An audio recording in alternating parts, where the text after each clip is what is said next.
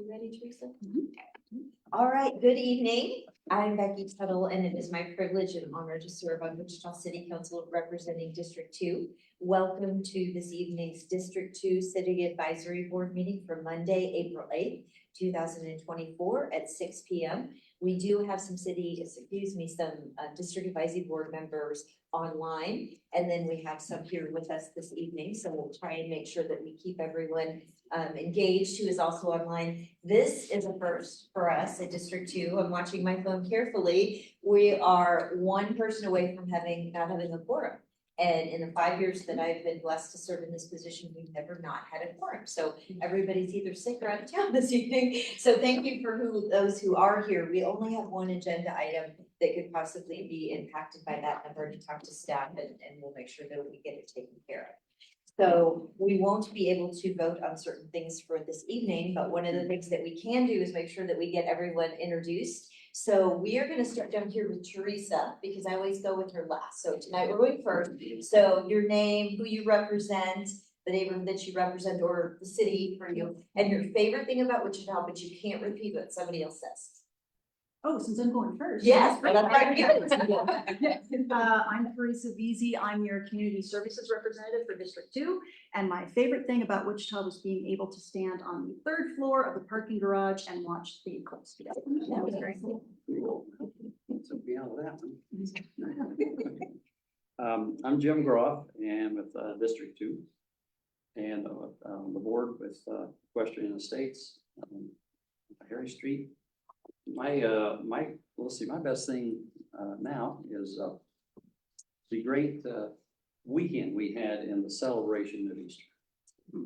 Big time out here. My name is Faith Martin. I represent the Eastridge Neighborhood Association, and I guess my favorite thing right now would be our art scene. A friend of mine had an art show on Friday, and it was so full we could hardly even get around to look at the art. And I just love how supportive that Wichita is of our local artists and our art scene. That was really cool. So don't get me started. I'm a huge fan of the arts and I'm on the Arts Council board. So you and I are the same. Yes. Good evening, everyone. I'm Jennifer McDonald and I represent the Dublin Court HOA. And one of my favorite things about Wichita is our botanical gardens. So April 20th, they're having a tulip festival and I cannot wait. I'm so excited. Excellent, fantastic. And brand new, joining us this evening, Sam, after many years serving on District Advisory Board, decided that he needed a little break and had other things he wanted to focus on. And Bonnie Bray is such an important part of District 2. So wanted to make sure that we had representation from that neighborhood, but sought other applications and chatted with other people and just felt like our newest member was going to be a great addition to the District Advisory Board. Thank you. My name is Aaron Miller. I'm a resident of Bonnie Bray. And I would say my favorite part of Wichita, the Farm and Art Market downtown is definitely high up on the list here in the spring.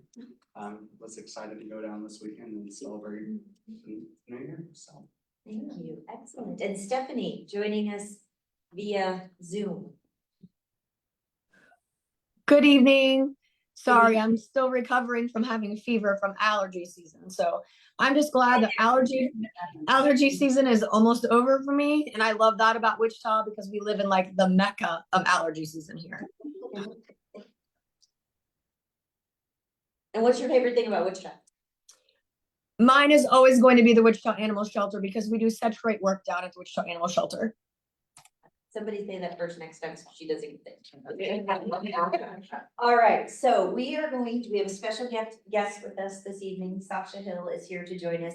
She is the deputy city clerk. She used to be down in the city council and mayor's office, so got to know her very well and so excited to see your career progress within the city of Wichita. And you're here to administer the oath of office for people here and then also for Stephanie. I always like to point this out annually when we do the oath of office. The District Advisory Board members and the other members of our boards, our many boards that we have that allow our community members to be engaged and provide a voice, is the same oath that the mayor and city council take. And that is always not lost on me. When I take my oath, I take it very seriously. And I think it's really great that our boards have the same oath that we do. So with that, would you do us the honor? Absolutely. Thank you. All right, guys, if you want to raise your right hand and just repeat after me. Stephanie, if you can just make sure, yeah, perfect. And then if you can turn your microphone off and on and repeat after me. Wonderful. Okay, if you all can say, I state your name.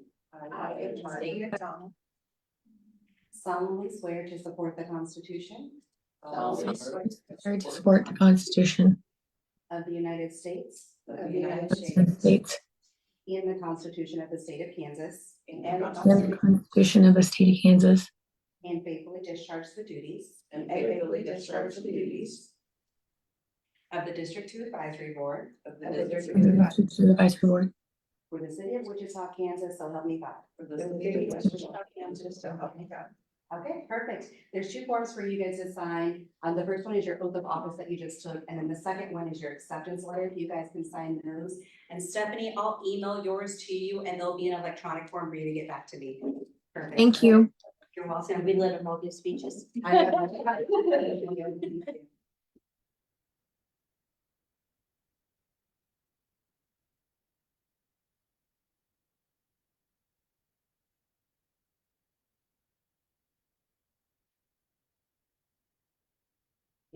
Two sheets, right?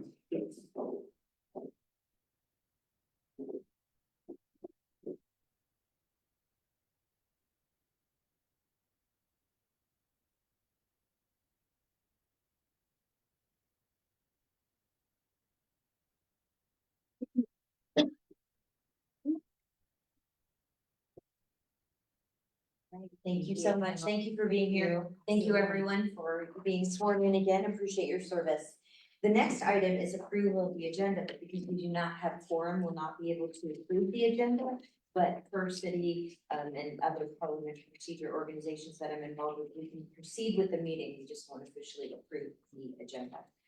Also for approval of the minutes from March 11th, 2024, we will defer this item until the May District Advisory Board meeting. So Teresa, if we can make sure that gets in the minutes for this meeting. In May, we will vote to approve the minutes for March and April. So next on the agenda is scheduled or off, we don't have any scheduled items. So any off agenda items? Is there anyone here this evening who would like to speak to an agenda, speak about something that is not on the agenda? Seeing none, we will proceed into, oh, Sheila Officer, I'm so sorry. Pardon me, Ms. Officer, I am so sorry. Thank you, thank you, thank you, thank you. Next time, just raise your hand and say, Becky, you messed up. So please, please, please, Ms. Officer, if you want to talk to us about the Wichita Racial Profiling Advisory Board regarding the fraternal urban police contract. All right, thank you. If it's okay, Yeah, yeah, just yeah. here while I talk. Thank you so much for having me. It's a privilege to be here. And basically, as she said, my name is Sheila Officer. I am the chair of the Racial Profiling Advisory Board here at Wichita. We've been in existence since 2000. And thank you so very much. And we've been in existence since 2000. I've been with the board since 2003. We work with the city as well as local police, Wichita Police Department, as well as the Sedgwick County Sheriff's Department, and eliminating bias-based policing. We do that by assisting with training recommendations, assisting in revising policies, and then working on practices and procedures. So the reason I'm here tonight is the Wichita Fraternal Order Police contract. And good evening, officers, and thank you for your service. Wichita Fraternal Order Police contract is a negotiating contract that is done every 3 years between the city of Wichita and our Wichita Police Department.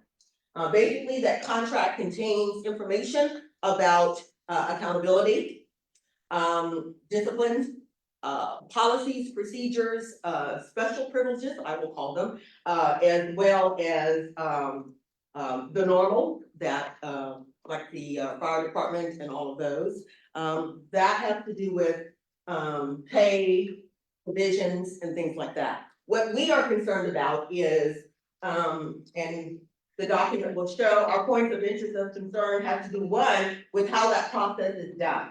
The collective bargaining process has no representation from city residents. Actually, I call it representation, taxation without representation, because we do not have access to this until after the fact. And what we are wanting is for citizens of Wichita to have input and be engaged throughout the entire process from the beginning to the end.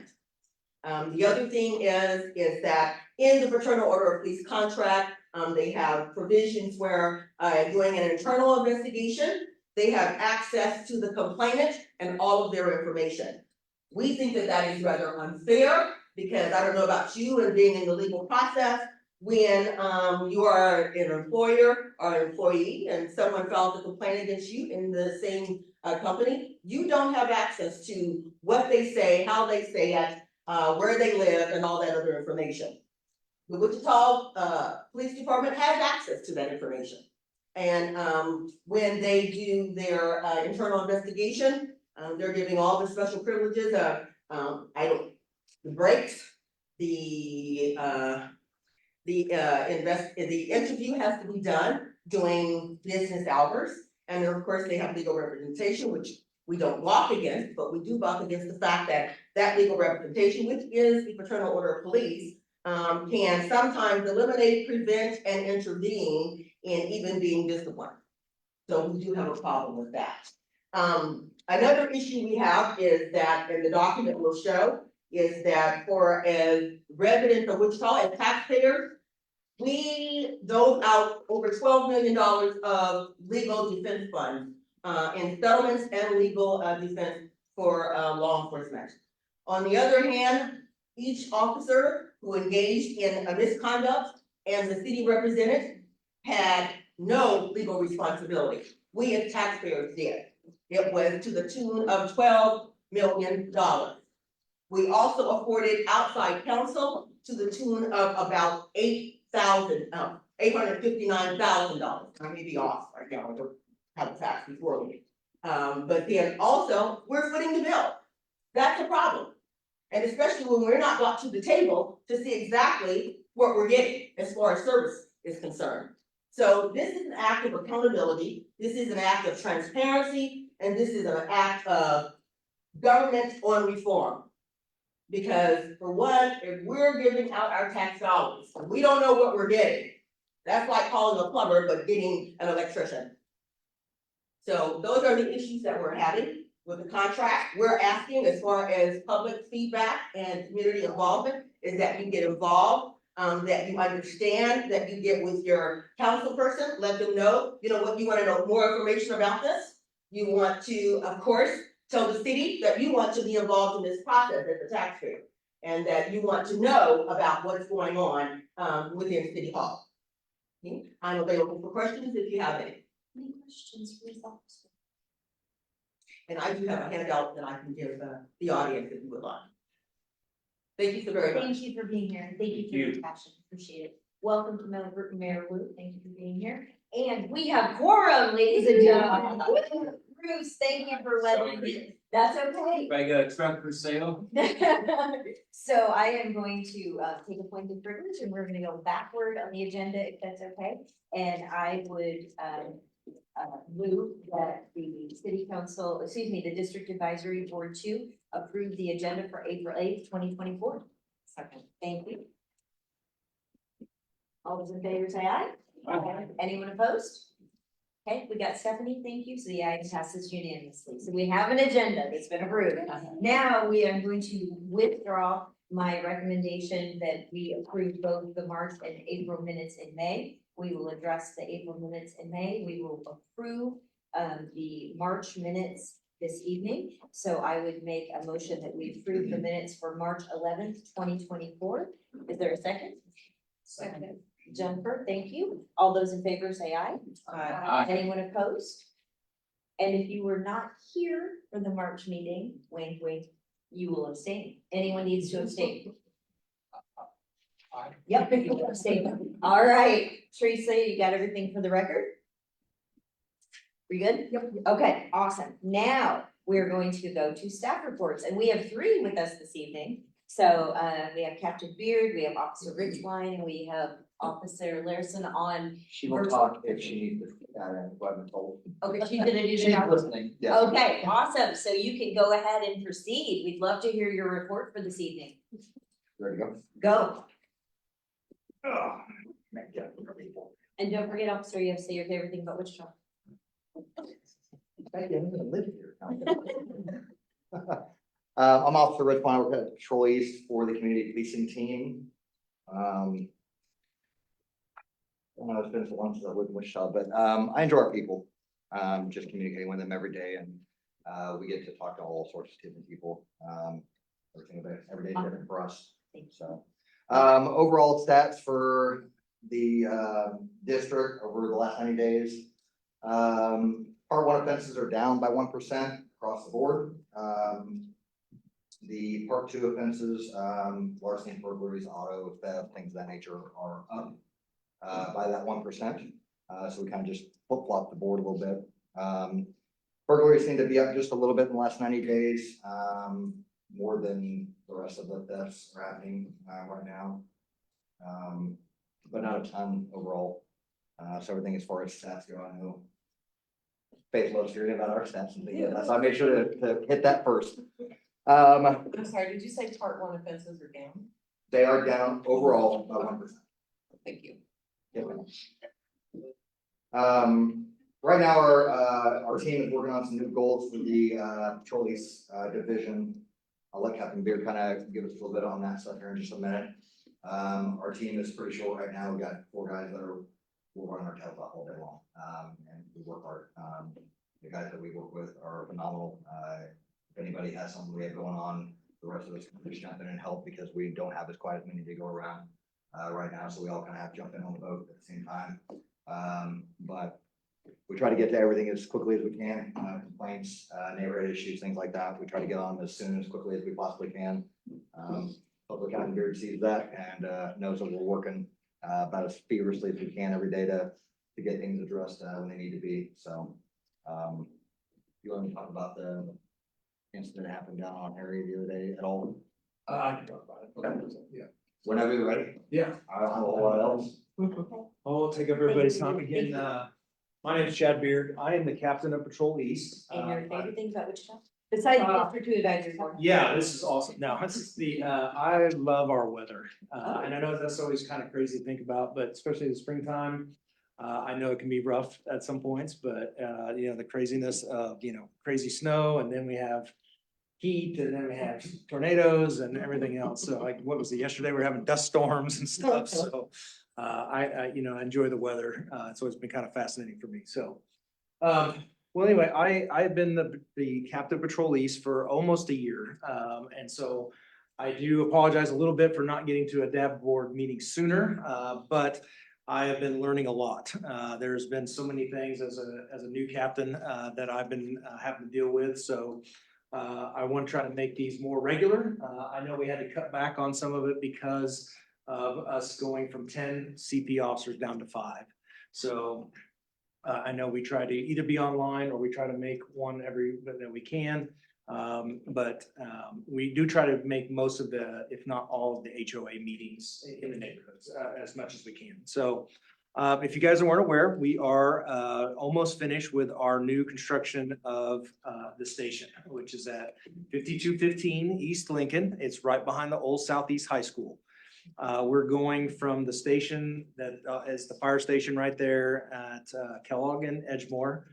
That was our building's about 3,700 square feet. We're going to a 21,500 square foot building. So the officers are going to be excited. I'm excited for our officer. It gives me chills just thinking about it. Everything that we did. Yeah. We had to take a tour the other day. Yeah. So Captain, when I first came on council in 2019, and I took tours of all the facilities, and I went to Patrol East, and we were talking about the new building, and they called it the golden unicorn because they've been chasing it for 2 decades and it'll never happen. And you guys part of the yes. Oh yeah. It's been caught. It's in the field. So yeah. So May 6th is the date that we're supposed to get the keys, but we probably won't be able to move in until, officially until probably a few weeks after. We got furniture and computers and all that kind of stuff that we're going to try to get in there. So I've been attending regular meetings, and I have another one tomorrow for that. So we're meeting every 2 weeks about the progress. So it's coming along great, and I'm really excited. And so we will have some type of grand opening or whatnot. So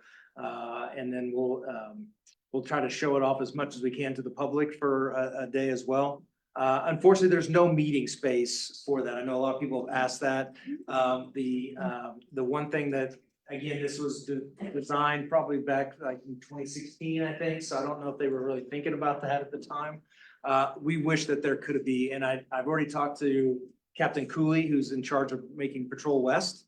I think that's an option that we are looking for, is that we can add a piece for community events or something, event center or something, not an event center, but just a place that we could have some type of gathering for community at the new stations as well. So that'll be a piece that that's on our agenda for the Patrol West, South and North. But again, it's going to be a great opportunity to have a place for our officers and be able to show our department what we know is out there with our people or whatever, to have an actual facility that kind of goes with it. So it's a good thing. So one of the things that we have developed, and each one of the captains was responsible for, is developing goals for our bureau. So I'll kind of go through those very quickly, but if you guys have more questions. But one thing I do want to, I'll go through those and I can always send those to you if you'd like. I have no problem with sharing those with anybody or whatnot, because they're part of our goals that we're working for Patrol East. Now, each bureau has different goals, but the first goal that we have is to reduce shoplifting and auto theft in the bureau. We recognize that we have several large businesses that are, Town East, Greenwich Plaza, Eastgate, and so several of these businesses. And then we have the other business too, Quick Trip, Boot Barn, several of these other places that are constantly being hit by thieves and reference to that. So we have come up with several different strategies. Some of it includes enforcement, some of it's prevention and intervention or education. One of the highlights that I'm going to talk about here in a little bit that I'll also mention again is that we've just finally got our Facebook page up. So I'll get you the actual name of it here to make sure that everybody can like it and add us as a follow. So it's exciting. So yeah, so but so that you guys, and we're going to start putting hotspot maps and stuff on there. We're going to have all the CP officers' pictures should be on there now, and we'll continue to update that as we go along. I think they're going to take a picture of me and they're going to ask for a little profile on me, so I'm next or whatever. So. It's called the Wichita Police Department Patrol East Facebook page. Yes. It's incredibly creative. Right? Yes. I'm trying to say, pretty simple. Yeah, because there's another one on there that we couldn't access. So there's another one that's got the old station. This is gonna have a rendition of the new station on it. So if you get confused about the two pages, it's the one that's got the nicer drawing of the police station on it. So. Can I ask a question? Yes, absolutely. May I? I'm sorry. Can I ask a question? You said the first goal was to decrease shoplifting and auto. Is there a percent by, or are you using baseline for now? We're just And kind then next year you'll Yes, try? we're gonna use Do you know baseline. what the percentages are now, or what numbers you're gonna use, so that way you know if you reach your goal? Yeah, if you So Becky, initially, we had kind of thought about an idea of around 10 to 15% drop. right. We sent out about 3 weeks ago, we went out to an area down near Pawnee and Hillside area. We were having a big problem with thefts at that Quick Trip. We spent essentially a week down there. I think we took in 18 arrests we made. That has dropped them on their theft numbers down 47%. Oh, Just in the 1 week we spent. Yeah. wow. That is what we hope to see at the other shopping centers as we work through those and get with those guys. We had a huge meeting with Wichita Organized Retail Crime Commission a couple weeks ago over at Shields. They hosted it. We had a big meeting with them, shared intel. They were able to share with us some of the problems they're having, the people they were having hitting them. We were able to share some of the arrests we had made on the shoplifters that are in our top one. So that was one of our parts of it. And now we're gonna go out and start getting with these stores and going back. We did a beta summit last summer. We're gonna do the same thing this summer. That's where we're targeting some of those stores and start to get there. Sorry. No, that's fine. That's great. Yeah, Thank you. so I don't want to give you hard numbers, but you can just see what we can do and an impact when we address some of that stuff. So we're also using our crime analysts. They are a huge resource for us. They're being able to identify our top offenders. We're doing aggregate zones. So I'll talk about that here in just a little bit. But we're using evidence-based information data so that we can then direct either patrol or do prevention, those types of strategies that we want to implement. So it's not just, we recognize that you can't just arrest your way out of the problem. So, I mean, there's other things that have to be done. So even during the summer, we're going to bring in the SROs and we're going to do, I won't call them events, but we're going to try to have, meet and greets with kids inside the mall, just, just interact with them or whatever, just talk to them. So they get to know them, they'll recognize the SROs or whatnot. Hopefully that, Or for the juvenile team. yeah, and the juvenile intervention team as well, so that they have an interaction with officers, in the mall. Maybe it'll deter them, maybe we'll have a positive impact on them, so, that's part of that. So there's several other things that go along with that goal one. So I'll kind of speed it up here, so I don't want to waste everybody's time. I know everybody's got precious time. So one of the second goals that we're working on is reducing, part one offenses, specifically in our hotel motel areas. Unfortunately, there's several motels and hotels that are along East Kellogg and in various areas, in Patrol East, that often have an increased, nature of violence or whatnot, or drug use. One of them was the Blue Wave, hotel. They smile over there. Yeah, she does. So, there where we unfortunately had the double homicide earlier this year. So, again, we recognize that is, what continue to be hotspot locations where, stolen vehicles are left, there's drug use. And so again, we're using the crime analyst to figure out what times that those are. We also recognize, again, when I was talking about the aggregate zones, where we're seeing that one person will go from, Best Western to the Hotel 6 to the Motel 8. And it's a kind of back and forth or whatever. So we're going to put those all kind of together, figure out what crimes are occurring, what times, and then we'll address that during the daytime, also by meeting with the management, but then also addressing it, whether it's direct enforcement. And one of the highlights of that is we're going to send Officer Metcalf to CEPTED training, which is crime prevention through environmental design. And he'll be able to do a full report on the actual business itself. If it's got bad lighting, you need to trim bushes, we need to whatever. And so we'll give them recommendations. It's a full report in reference to what they can do to maybe improve their safety and security around their business. And so those is a highlight on that. Number 3 will be our focusing on our risk terrain modeling identified areas. So this gets into some scientific stuff or whatever, but our crime analysis have been doing a lot of stuff with our data. They're a huge resource. I can't explain enough how much our crime analysis are an asset to us. We have a crime analysis that is now assigned to Patrol East. His name's Jack Spickelmeyer. We'll keep him busy. Yes, and so we are doing several things with him. But the RTM will involve, and I think it's been presented to the city council and staff with CityStat, and using outside resources in, housing, whatever we can, we will identify areas within a community. And when we talk about that, it's not like miles and miles. We're talking about like 2 or 3 blocks where we're going to identify that, okay, we've seen an increase in gun violence in these 3 blocks. What is causing that violence or whatever? So they look at all the outside factors, which include, is there a registered offender living nearby? Is there a guy that's on parole? Is there an abandoned house? Is there an abandoned lot? Gas station, Quick Trip? I don't want to say Quick Trip, but just a convenience store.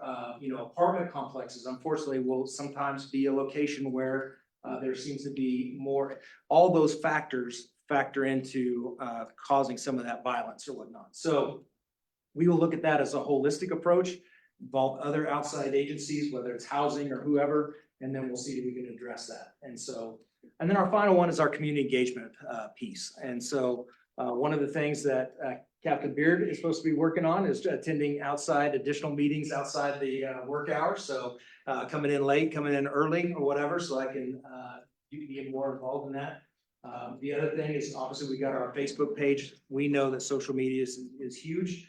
We went the old route. We thought about an X page or a Twitter page at first, but we may expand to that eventually.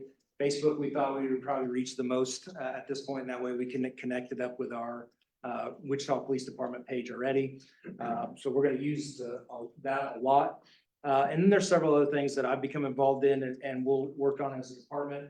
One of the things that in those RTM areas that I was talking about is to have the officers do meet and greets. So again, when we have just a 2 to 3 block area, it's much easier for officers to get out of their car, go up and start knocking on doors and saying, hey, here's my card, I'm the beat officer here. We are working in RTM area where we know we've had an increased amount of gun violence. Call me. We want them to interact more with the citizens. So there's several other things. Again, I can send you those to you or whoever needs it so they get distributed out for Patrol East. Because again, I know you guys' time is very precious, but do you have any questions that myself or Officer Richwan, just off the top, that I might be able to answer for you? Yes, thank you. Do it. Just kidding. Yes. Two questions. Absolutely. On the risk train modeling, is that like, how often are you gonna update? Like, for example, we have a neighborhood in East Ridge that is almost always the focus. I imagine that's. Right. When you'll be getting like. It was our last one, I think, that we had before. Yes. It was right before COVID, right around COVID. It Yeah. kind of fell off the map. So, but I think he said every. Yeah, it kind of depends on what we're seeing or whatever, but yeah, we don't want to open up, this is the thing that we don't want to do. We don't want to have like 6 RTM locations operating in Patrol East. We want everything to be focused on that. Now, obviously, if something comes up that we need to address, we'll address it. But the goal is to make sure we get that where it needs to be before we move on to the next one. So I don't want to put a timeline or say, oh, we only have 2 of them working or whatever, but you're right. There are some places that are gonna be very close to each other, or we're just gonna be, you know, like say the East Ridge, or we're gonna work at Holly Park Department. I'm just, you know, wherever. And it may be just a hard choice where we go, well, let's work on Holly Park instead of East Ridge, because there's been one more that's happened there or something like that. Right, I think I maybe didn't explain, how often will you update the community on your efforts? I'm sorry, yes. No, that's okay. We'll probably have, every time we start a new RTM, my plan would be to release that, on the Facebook page, right away. And then, because we'll be getting, other outside, I say outside agencies, but housing and other, entities within the city as well to help us with that. So And a lot of that will determine on what our crime analysts believe. Right. They will look at the maps every week and say, hey, we're starting to see a problem here. We need to start shifting our focus over to this area. we kind of started that already because we've noticed some like shots fired, incidents recently in Patrol East in different areas around Pawnee and Oliver. And we've determined that it's because there's an after-hour restaurant. It's not really an after-hour restaurant, it's just a place that serves food after, you know. They're open. Yeah, 24/7. So, but unfortunately, everybody's coming there after the bars close and people are getting up with fights and different things. So we've had some shots fired. So we're going to increase patrol. We've all, we're working with the business partners there as well so that we can get trespass affidavits on file because there's a lot of loitering and different things. So, yes, ma'am. Yes, 3 questions. Okay. I'm sorry. No, they have one more. Yeah. No, so it I'm was- sorry before we go. to Okay, that. that was the updates, and then how often you said you wouldn't know, because it's gonna be dependent, but those presentations, well, I'll just call them that, whatever that looks like. That will be at the neighborhood level, or Yeah, well, yes, for our. if there's one in the neighborhood. Yes, if there's an RTM that we get identified, these are not large scale, so we're not talking about a whole neighborhood association or anything. We're looking at 2 to 3 blocks, 4 at the max, I would think, probably more just 2 blocks. Where we're Like- seeing, You and I know that you're in East Ridge, but like the Cottonwood area is a very, very small area Right. of East Ridge, Yeah. right? So if that shifts into that area, it will probably come from the neighborhood meetings, most likely. Okay. We'll get to notify, I think hey, we're public- working in Yes. this area. so we want to try to share as much as we can. Obviously, we're not gonna, all the strategies and who we're gonna focus on and different things like that, but no, I want to be as transparent as I possibly can to try to, I want the neighborhood to be buy in so that they know, hey, this is how we can solve this. So, yes, ma'am. All right, 3 questions all related. One, how many community policing officers will you have at the new location? Is that an increase from your present one? And then secondly, you said that you will be attending outside activities. Are you going to be hosting any community activities for the community to get involved in? And then the third thing is, you said you're going to be doing the meet and greets. And how will you be getting that information out to your community? Sure. So the first one, right now we did have 10 CP officers because there's 10 different beats in patrol list. That was cut to 5 because the staffing. So all 5 patrol officers that used to be CP officers were sent back to patrol. So each bureau only has 5 CP officers. So right now, each officer is responsible for 2 beats. So they have 2 whole areas that they have to be responsible for. And so they have to manage their time between, dealing with issues within those 2 beats. That's just gonna stay the same when we go to the new station. I think the goal of the chief is to eventually get our numbers back to where they are, but it's gonna take additional hiring and process to get our patrol officers' numbers back to where they need to be, so that we can get more CP officers. So I would love to have 10 officers back to where it was before. So everybody had their own beat. Everybody can work on, the projects within their own community moving forward. Same with our community response team officers, which are our violent crime officers that work at night. Right now, we only have, I have 3, but I have 4. That's, since we're doing a rotation, the number's supposed to be 8. So, having 8 officers to be able to focus on violent crime or, drug complaints, and that kind of stuff at night would be much better. But again, we only have 4. So, let's see, the next question, you may have to ask me that one again. So, Was about community events. You said you're gonna attend community events, but are you hosting any so that the community can come to you? sure, we'll have to just figure that out. I don't want to get in over my head, by saying, oh, we're gonna have this big, huge event and then it flops, you know what I mean? So we may piggyback on some of those events. One of the things that these officers are gonna be doing, and it may not be so much of an event, but it's the PAC, which is the Plainview Activity Kids Camp. That starts, I think it's next month after school's out. It's over in Plainview. It's in Plainview, and is it weekly? Or We'll go down there every week, yeah. Yeah, every week the officers are there and they play kickball, they do all the sports stuff, they mentor, those types of things. We're gonna need that, especially with Jardine closing. So we definitely want to make sure that we continue to have an impact there. So part of that was for myself, Captain Beard, to attend additional events, whether that's a formal event. So I've already been invited to Bubba's 33, I believe, is asking us to attend a hot dog and hamburger feed to help mentor some of their kids.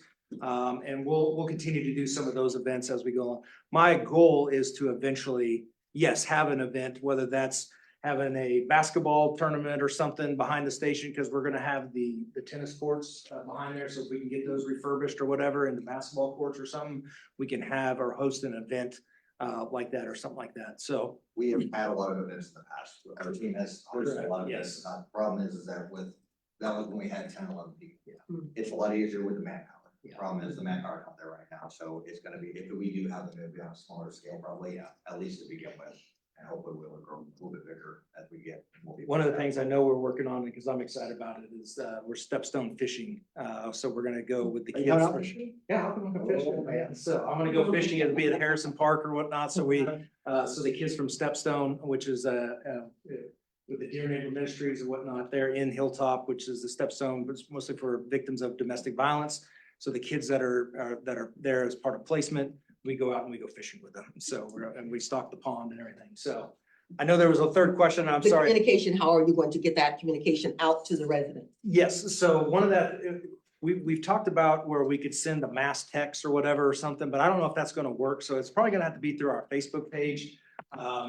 We know that we can't go around and knock on every single door or whatnot, but we'll try to maybe put out flyers. What a lot of times we'll do with our impact meetings, when unfortunately there's a violent incident such as a homicide or a search warrant, these officers will go out and knock and put up flyers that a few days before, especially if it's at an apartment complex or something like that. We'll meet with the management, let them know so they can send out a newsletter or something if they have an email blast. And we hopefully will make those, connections, those partnerships where we get like an email list or something, we can, and then send that out. So some of it's gonna have to be kind of trial by error, just going up and knocking on the door and see. For the RTMer, I think that's a little bit more personal. So we'll want to go and try to make contact, and it may be on the meet and greets, we may do that twice, or I'm just assessing, maybe 2 or 3 times, so that we go back and make sure we go back and make, if we didn't make contact, we make contact the second time, so. And Captain Beard, I'll send you an email, try and find a time for Teresa and you and I to meet. Yeah. I'm so sorry, Jim, I didn't see your hand, but I can, we can find a time to meet and we can figure out a system, we can promote things through the. No, different absolutely. Facebook page. Yeah, We no, can that'd be also great. put it in the newsletter, Yeah, and if you wanna go to events, you can come along with me okay, yeah, anytime. that'd be great. So we'll figure out some sort of method. Yeah, no, to that's, make that yeah, happen. again, I just want to, it's a learning process for me, but I want to be involved as much as I can, so. Mr. Yes, Johnson. sir. Real quick, is the new candidate hiring, is it working well? I mean, are we getting good response and good? Yes, I think we are. We've got 33, I think, in this most recent class. I think there's 35. We're shooting for 40. There's always going to be a loss in there once they get out. And, again, we're always looking for good candidates. And we want a diverse, more females, I think is definitely what the chief is pushing for as well. So it is exciting to have those classes. I mean, we haven't had classes with anything like 30 for, several years. So I think it's definitely in the right direction, but it's gonna take some more, and additional work and, our training bureau has been doing a heck of a job. I don't know if you guys get a chance to look at the video that they created or whatever. That's great. I think a lot of good positive things are going on, so I hopefully will continue that upward trend. Yeah, absolutely. Question. So the emergency homeless shelter closed at the end of last month. Yes. I work down at the Boys and Girls Club, so kind of drove by that every day. And I just noticed an immediate kind of disbursement of the homeless, so they're not, Right. you know, in that area anymore. But I guess the question is, where did they go? Yeah. Where did they go? My immediate question as a hot team, we don't. Yeah, I wanted, so, Still place them quite a bit. yes, And go with that and that's the shelter. homeless outreach team. But we at Patrol East, we're very lucky that we don't have a whole lot of, we have some. I know that recently over the weekend, we had a homicide where a homeless individual was involved in that. But we have been very lucky in Patrol East for any type of major issues. I know Patrol South has to do, I don't want to give you the wrong thing saying where it's at. I know that, you know, with the weather getting nicer, they may, you know, there's other opportunities or whatever. So we try to keep an eye on it. We don't want to make it criminal, but we know that there are times that trespassing and vandalism, that kind of stuff, that just becomes part of, you know, the police work stuff. So, but I can look, I can get with Hot and try to get an answer for you. Yeah, that'd be great. Sure. Because it was kind of just overnight. Yeah, no, I know, And yeah, immediate. it's, so some of that maybe. I know that we learn a lot about the amount of resources that are around a certain area. That's where most of them.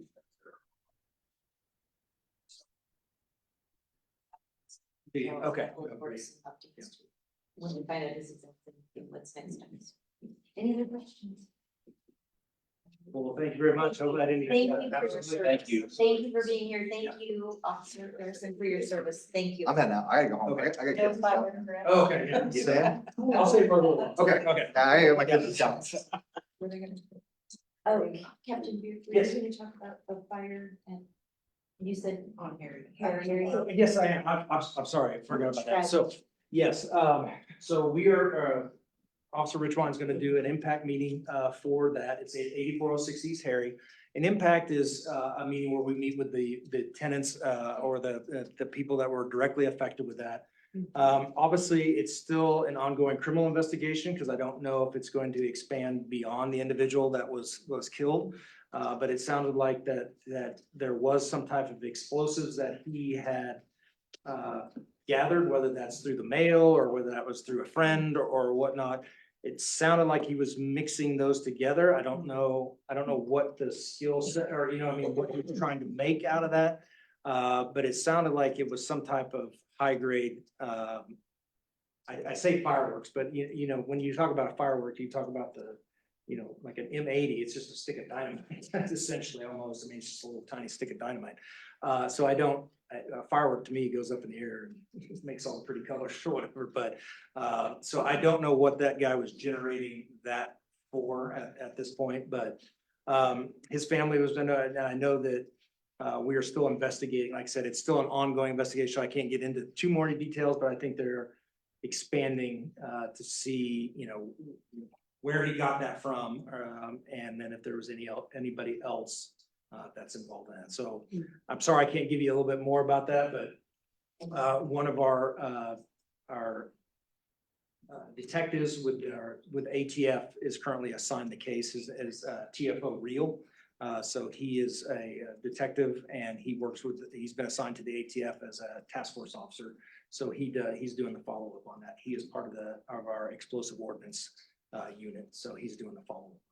And it's just a blessing that only one individual. Yes, I mean, that was The nature of the incredible, yeah, explosion. so, you know, when initially I heard it, I just heard it was the garages were on fire, so, you know, but it initially came out as an apartment fire, so obviously a lot of officers and fire department, everybody responded because we thought the apartments were on fire, and, you know, but yes, very lucky for the amount of damage that was caused and his severity of injuries. I mean, I know he's deceased, but the severity of his injuries were catastrophic. I mean, and so we were very lucky that we did not have others that were even nearby that could have been severely injured as well. So very lucky on that. So anything else on that or? I said, I know your time is very precious, so I. Kicking off your community engagement, awesome. All right, very good. Well, if you don't mind, I'll Thank hang around for a little while Please longer. do. That's all right. So, thanks. you. Next, Park and Rec with John. John, how are you doing this evening? Mr. Sidwell? There you go. Hey, So figure good to this out. see you. Good to see you guys too. You want to introduce yourself and your favorite thing about Wichita Friend? Yeah, name's John Sidwell. I'm recreation supervisor at Boston Rec Center. I'm also in charge of the Goldenrod Community Facility. I would say my favorite thing about Wichita, I would say, I like how our community comes alive when it hits spring. It's like almost vacant, like a zombie land for like a couple months. Then when the spring finally hits, just everyone comes out and it's nice to see everyone else's face, kind of moving around the park and just, going back to normal. So I kind of like that experience about here. All right, tell us all the great things going on, not only in Boston within Park and Rec. Well, we're joining the modern times and decided we might develop an app. So now we have an app that is available for everyone to download for free. And in that app, you can register for any class. You can manage your accounts easier. You can access tickets for Watson Park or the swimming pools. You can even use it for membership ID, entering for pools. And then also, if you're playing any of the competitive leagues, you can view league standings and schedules. And then also, it's a good place if you need to get any updates on any of the events that are going on or cancellations or things like that. So I think that's kind of a big step for us as a department moving forward. I look forward to see how that unfolds and how much it expands. And then also, if you guys didn't know, we have our Park Madness going on where people can just vote for their favorite park in Wichita. We're actually down to our final two. And it's Riverside Park versus Watson Park. And you can currently vote until I believe noon tomorrow. So feel free to get on the Facebook page, Wichita Park and Rec, and you can vote there if you'd like. And then coming up in April 20th, our monthly city crew event will be Pedal in the Park at Linwood, and it will run from 1 p.m. to 3 p.m. That city crew event will give kids an opportunity to learn about bicycles. We'll have someone there that can also help make any kind of repairs on bikes that need them. So it's just a good chance for everyone to get out and just kind of like learn more about bicycles and the benefits of, riding bicycles. And so we look forward to that event coming up. And then we also, of course, right now we're hiring for camp counselors for the summer, lifeguards. So if anyone knows any teachers that are looking for, a part-time seasonal job, or even paraprofessionals are ideal. But if you know anyone, just pass that along that, we're a place that's looking. And then also at Watson Park, May 18th, running from 9 a.m. to 1 p.m. is a Young Lions obstacle course. And right now, I believe there's early bird signing. And I want to sign up for that. And it's April 14th. And it's an obstacle course for like ages basically 5 to 17. And it's about 1 mile long with 15 obstacles. And then there's also an age category for the 2 to 5 year olds, which is a half-mile course for them to participate in. And there'll be inflatables, face painting, food truck that will be there present for them, for those that attend. But outside of that, I guess pool's coming up and will be open, usually around Memorial Day. We're anticipating that again. Splash pads as well. But you can currently right now, if you're needing to rent a pool for a rental party for a birthday party or whatever event, you can go ahead and start doing that now. And you can even start purchasing memberships to the pool that started April 1st. You can do it on the app online, or you can just give us a call and we can do that on the phone. So But that's kind of all that's kind of going on right now at the moment. Kind of like the calm before the summer storm. That's all that's going on? Come on. Oh, I could keep you here for a while telling you about a bunch of programs and stuff going on, but I know you guys value your time with your family in the evening as well, so. John, what was the date on the peddler in the park at Linwood? That I didn't get the date. April 20th.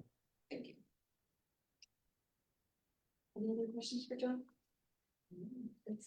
Thank you so much for all you do. I was just chatting with someone today about Park and Rec and not only the beautiful facilities, but the programmatic efforts, especially during the summer. I worry a lot about kiddos who maybe would be left home alone, maybe not have adult supervision and could get in some trouble, not even have something to eat maybe during the day. So it's not lost on me all that you're doing, not only to provide activities and to keep people engaged, but also very often to keep our most vulnerable safe. So thank you. Well, thank you. Yeah, I used to work as a paramedic before this job, and so I'm very aware of a lot of things that are going on and the need for our parks and just for a place for children to go and just be themselves and be safe. So it definitely gave me perspective when I joined this career. So, We're lucky to have you. Thank you, John. all right, thank you. Have a good evening. See you next month. You too. All right. And last but not least, you're always so patient to the very end. Library.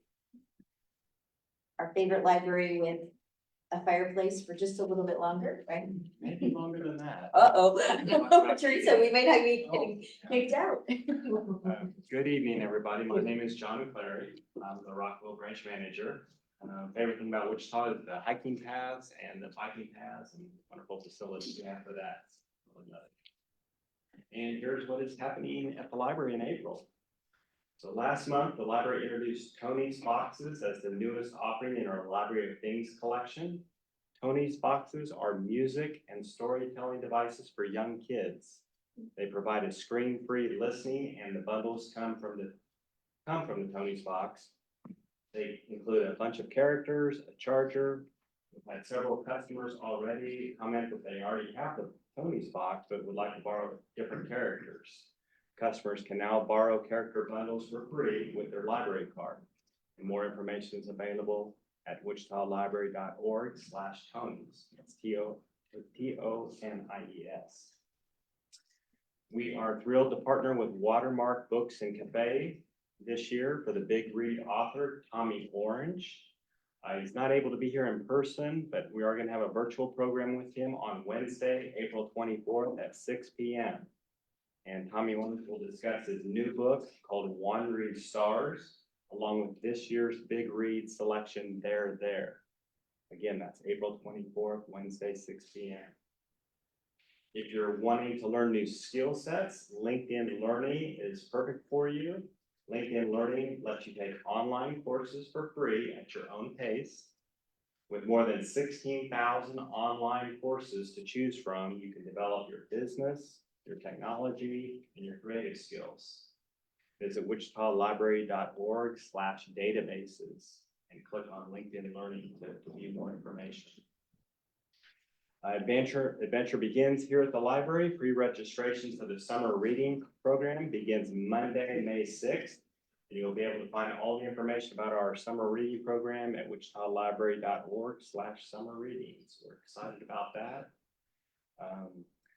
And then we are going to be meeting here in this room next month of May, but probably starting in June, July, we're going to be doing a 8-month remodel at this building. Almost going to double the size, going to add additional parking here. We're going to have a drive-up window so you don't have to get out of your vehicle to drop off your materials. You don't even have to get out of your car to come pick up your holds down at the library. We're also going to double this meeting room. So once we can get you back in here, we'll have double space from what it is now out towards the east. So lots of new upgrades. And imagine the advanced learning library downtown and picture that here. That's what we're going to look like, hopefully by March of 2025. So we're very excited and very thankful for all of your support. And Teresa and I are currently trying to find a venue for our meetings during that time period, either fire station or a community center, maybe the advanced learning library downtown. So we'll try and figure it out. Any questions for John? Take any questions? One, right now it's like about $35 to rent your meeting room. Do Yes. you have any indication as to how much that will increase after the size up? As far as I know, I haven't heard any fee increases for meeting room. It is $25 for nonprofits. We are adding actually some free meeting space as well. We're gonna add 3 collaboration rooms, which will hold about 10 to 12 people comfortably. It will come with a nice 65-inch big screen where you can do PowerPoint presentations, web demonstrations, collaborate your groups together, or if you just want it as a private study room, they're going to be available for that as well.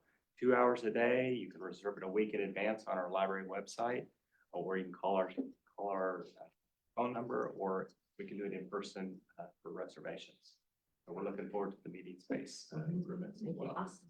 Will Rockwell be closed completely or just? No. under construction? No, we are planning on staying open, and they're going to work around us, and we're going to work around them. They're telling us.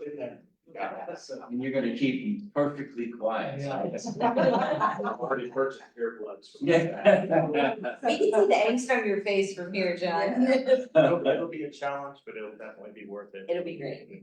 It'll be great. We are excited. Thank you very much. Thank you very much. Have a great Thank you evening. for being here. Thank you for all you do. All right, we will now enter into the new business section of the agenda. Item number 7, consolidated plan entitlement funding, CDBG, home and ESG. And we have Andrew and Logan with us from Housing and Community Services. And then we also have Erica and with our consultants, but and LaShonda. But I will turn it over to Logan and to Andrew. Thank you for joining us this evening. Good evening, District Advisory Board 2 and Councilmember Tuttle. Thank you so much for having us at your District Advisory Board this evening to talk about consolidated planning, annual action planning, and a myriad of federal funding sources, which are outlined on the slide. We have our Community Development Block Grant Program, our Home Investment Partnerships Program, and our Emergency Solutions Grant. We live in a world of acronyms here, so we are going to use those acronyms throughout the course of the presentation. And I did want to preface this with, we're going to be throwing a lot of information at you this evening. We're going to do our best to try and keep the presentation as high level as possible, taking into consideration that the total page count for the plans that are currently available for public comment is 376 pages. So we're not going to be able to get into all of the nitty-gritty, granular level details this evening. We are really focusing on providing a high level of information, and there will be information later in the PowerPoint related to how you can get in touch with us. Teresa can also get you in touch with any of us that present here this evening. And I do also want to note that we are District Advisory Board hopping this evening. So after this presentation, we're going to hop off this one, hop onto the virtual meeting invitation for District 6. And so we would love to engage in meaningful conversation with you, hear your feedback and your comments related to the plan. But just keeping in mind that we do have another District Advisory Board that we have to get to, and that we would love to have further conversations with you if we can't address everything this evening. So just to provide a high level of how we're going to split the presentation up this evening, I'm going to kick it off and then introduce our consultants from WFN.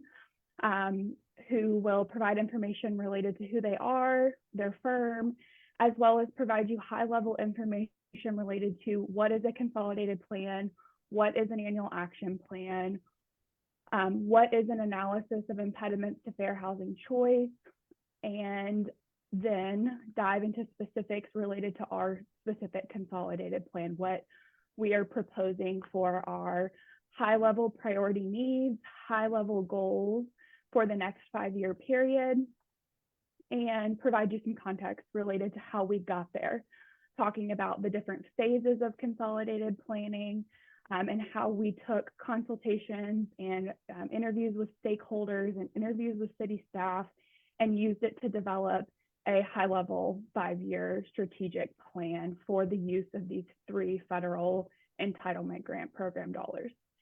Then after WFN finishes up that part of the presentation, they're going to kick it back to us, city staff, to walk you through specific funding allocations for our first program annual action plan. So consolidated plan covers a 5-year period. Annual action plans cover each individual year within that 5-year consolidated plan period. And I think that's all I really have to say right now. Again, thank you for your time. I'm going to kick it over to WFN. Teresa, if you could advance to slide 3, please.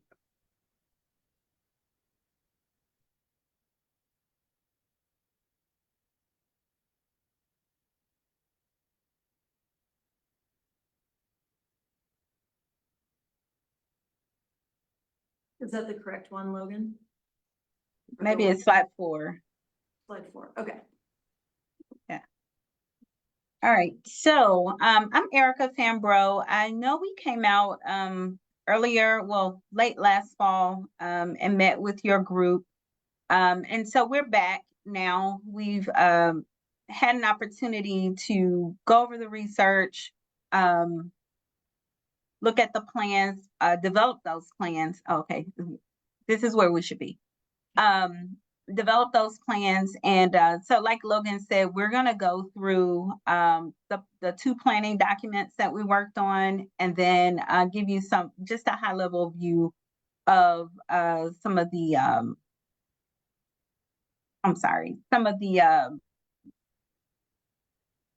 priorities and the impediments that were identified in the plan. So the planning documents that we're working on, like she said, were the consolidated plan and the annual action plan. And as Logan pointed out, the consolidated plan is a 5-year plan that the city must submit to HUD in order to receive their annual dollar. Though that plan really gives the city what you're looking for when you're preparing that plan is really identifying those needs and then identifying the priorities that the city is wanting to undertake over the next 5 years to address the needs that were identified during this process. The action plan is a document that's prepared annually by the city, and it requires that the city details out whatever projects and activities they're going to propose to use the funding on to address the priorities and the goals that are identified in that 5-year strategic plan.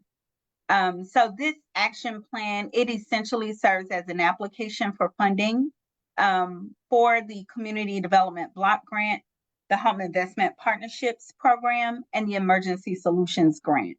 So those are the 3 grant programs that we're covering. CDBG is a pretty broad grant that talks about community development, some housing elements, some public and community service type activities. And then if you'll go back to the last slide, sorry. Okay, and then the Home Investment Partnerships Program is exactly what it sounds like. It's all about housing. And then the Emergency Solutions Grant, that one's all about homelessness. So the city receives funding in all 3 of these categories. And we'll get into a little bit more detail. I believe in slide 6, we'll start to talk about some of the different priorities and things like that. So you can go to next slide. Okay, the 3rd document that we're working on, or that we have worked on for the city, was the analysis of impediments to fair housing choice. That's a lot of words, but it's essentially a document that the city must complete to identify barriers in regarding fair housing and actions that the city can take to improve access to equitable fair housing. And so this is a plan or a document or an analysis, if you will, that must be completed every 5 years. It's completed when the city is undertaking a 5-year strategic plan known as the consolidated plan. So the city must take action to address the identified impediments, and another word for impediments could be barriers. So you address those impediments by promoting fair housing for all protected classes, providing opportunities for racially and ethnically inclusive housing patterns. So you want to have people living in diverse communities and things like that. Identifying structural and systemic barriers to fair housing. So are there rules or laws at play that prevent certain people from living where they would choose to live, barring income? So, everything else equal, income equal, can people live where they choose to live? And then promoting ADA accessible housing. So that's one of the biggest complaints that cities and counties receive is fair housing issues based on disability factor. So we identified 7 impediments during this process, and we'll get to that in just a bit. If you'll move to the next slide, please. Okay. So those impediments are discrimination in the rental market based on source of income. So what we're talking about here, if a person is receiving Social Security or some sort of public subsidy, landlords in the community have not been so favorable in providing access to housing to people that are using vouchers or people who are receiving public assistance as their source of income. So that's something that just needs to be taken a look at. And we've identified some recommendations in the plan.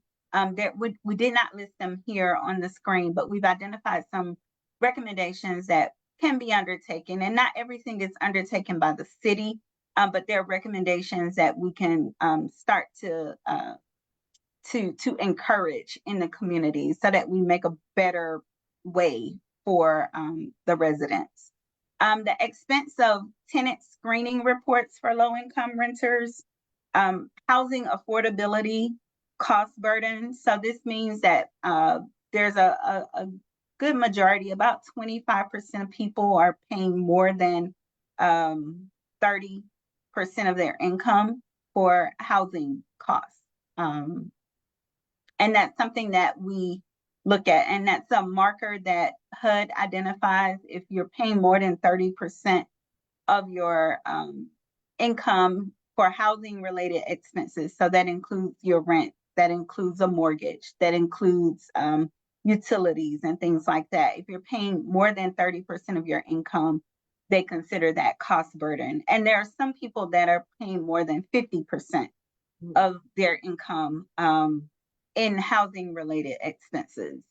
Housing accessibility for disabled residents. So looking at those factors, deficiency in fair housing education. So is the community educated about the fair housing, their fair housing rights and things like that? So we wanted to look at that, and we provided some recommendations for the city to be able to improve on providing that education to your landlords, to your property managers, to your lending community, to just regular citizens who are seeking to access housing.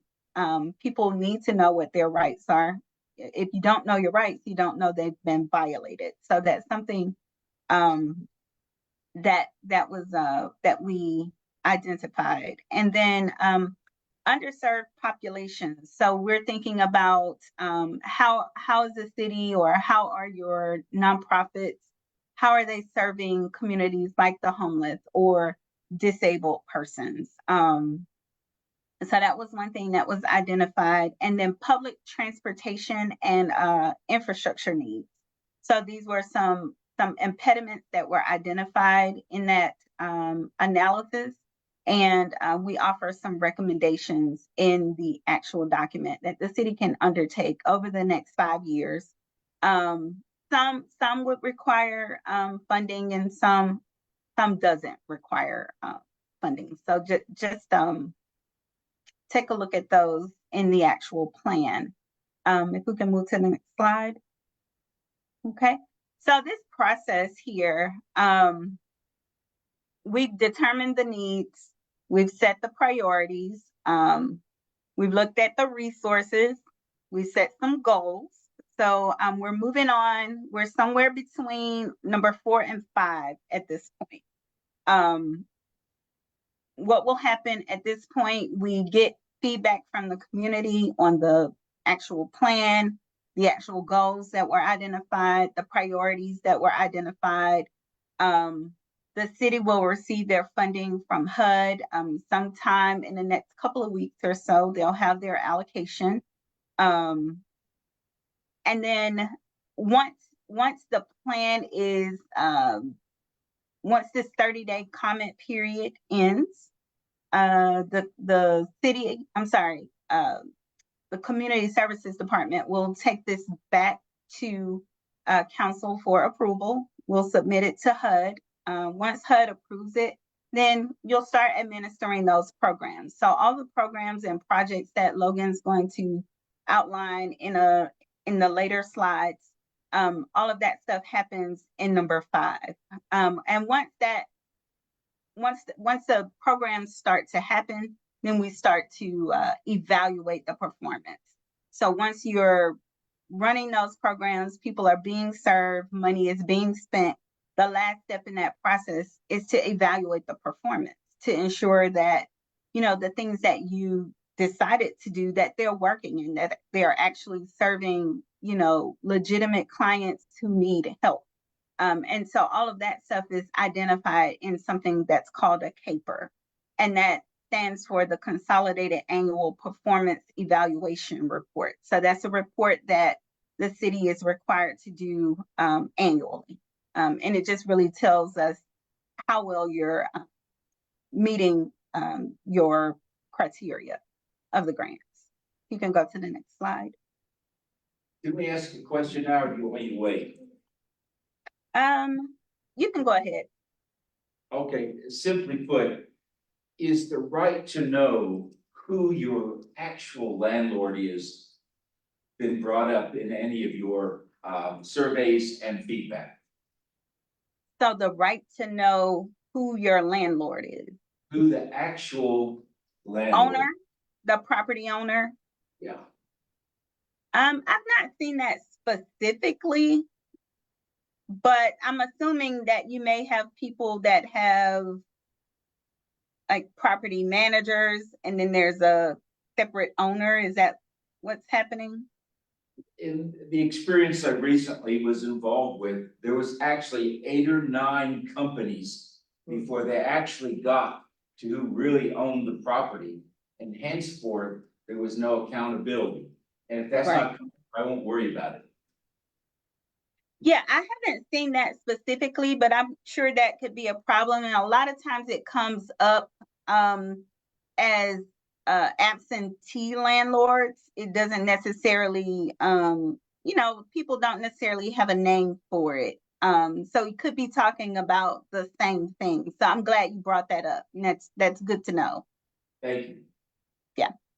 All right. So right now, what we do, and you probably saw this screen before, is what we call a phase planning process. When we came out before, we were in phase 1, and that was gathering community input, data collection, interviews, and all of that stuff.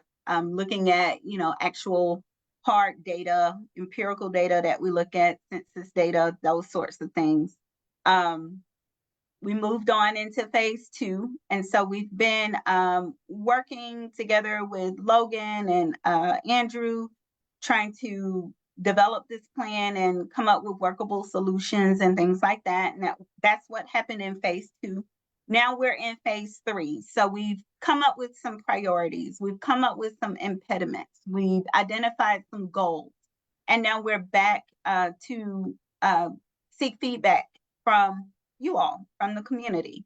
So phase 3, this includes us getting your feedback. It includes us making revisions to the plan based on that feedback. And then just kind of moving into getting the document prepared for approval by the council and submission to HUD. So when we think about this phase 3 part of the process, one of the things, or few of the things we wanted to just kind of talk about, and they're not highlighted here on the screen, but I wanted to make sure that we gave you some detail about that. So the consultations that we did back in the fall of last year and a few earlier this year really just kind of revealed a few things. We talk with nonprofits, we work with government agencies, city staff, the continuum of care. So we got information from just quite a few people, the general public as well. So during this process, I had some notes here. We had 5 general meetings, 2 virtual meetings with stakeholders, 1 in-person meeting with stakeholders, 2 general meetings, 1 in-person and 1 virtual meeting that occurred. And during those meetings, the biggest issue that was kind of central to every meeting was the increase in homelessness in the community. Everyone had something to say about the increased number of homeless persons that in the city. And in particular, one of the things that came up often as well was that the age of the homeless person is increasing. So they're seeing some senior homelessness, more families that are working families that are entering into homelessness. Maybe they're staying at an extended stay or sleeping in their car, things like that. So those 2 things came up quite a bit as well when we talk about who that actual homeless person is. We did see from our last meeting with all of the DABs, there was some support for the multi-agency center that idea has kind of been floating around. There was good support for that. Housing rehabilitation. This one was something that a lot of people were interested in and wanting to see the city continue offering those types of programs. That does allow people to age in place. It allows, seniors who own their home to remain in their homes for years to come. Nothing worse than owning a home that you can't live in because it's, not heated or something like that. So the housing rehab was was something that came up quite a bit as well. Let's see here. The need for recreation centers and activities programming for kids after school was something that came up also. Let's see. When we talk to stakeholders, in addition to all of the things that I just talked about, the housing, the homelessness, the affordability issues with housing, the other thing that came up was programming for substance abuse and mental health services. So those were some things that came up quite frequently throughout the consultation process. And we also did a survey. The survey, we had 442 respondents to the survey, so that's really good. The city was very engaged in providing that feedback, 442 responses, and the surveys kind of mirrored what we're seeing in the consultation. So it wasn't just, completely drastically different, which is good and which is what we want to see during a process like this. So what we did, we came up with some priorities that the city can kind of keep as an overarching priority for the next 5 years. And so if we'll go to the next slide, there's 6 priority needs that the city can kind of focus on over the next 5 years. So that's access to affordable housing, homelessness reduction, access to public services, non-housing community development, and we'll give you some detail about these, furthering fair housing, and then planning and administration. So if we'll skip to the next slide, we have some goals kind of listed under each of these priorities. And these are the things that the city will be able to undertake on an annual basis to make sure that we're meeting those priority needs. So under access to affordable housing, we have 4 goals listed here. Home repair for homeowners, and that's exactly what it sounds like. So repairing houses, doing those minor repairs. Maybe someone needs a roof repair. Maybe someone needs a water heater or something of that nature. Home ownership assistance. So assisting people with becoming homeowners, providing that down payment assistance for them to assist them with moving into a home ownership phase of life. So that's good stuff. Financial assistance for affordable rental housing. So this would be like rental subsidies. This could be providing security deposits to obtain permanent rental housing. So maybe a homeless person is needing a subsidy in order to move out of homelessness and into permanent housing. Affordable housing development. So this would be building or constructing new housing for affordable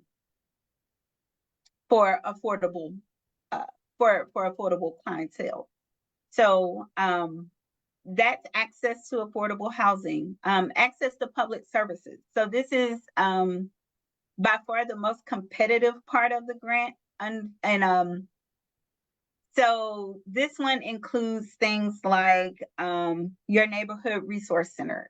It includes things like any of the community service activities, the Latchkey program, things like that. This one, the city does put out an RFP annually to receive applications for this one. So it's competitive in that way. So people have to apply for these funds and go through an applications process, if that makes sense. Okay, and then homelessness reduction. So supportive services for the homeless. So this could be providing shelter.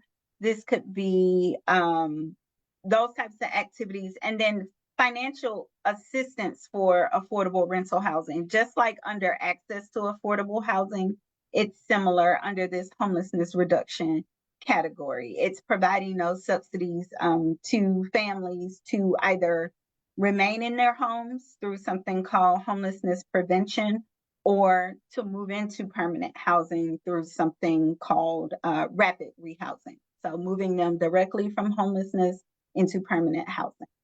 Hey, Erica, do you Yes. know how much is set aside for assistance for affordable rental housing?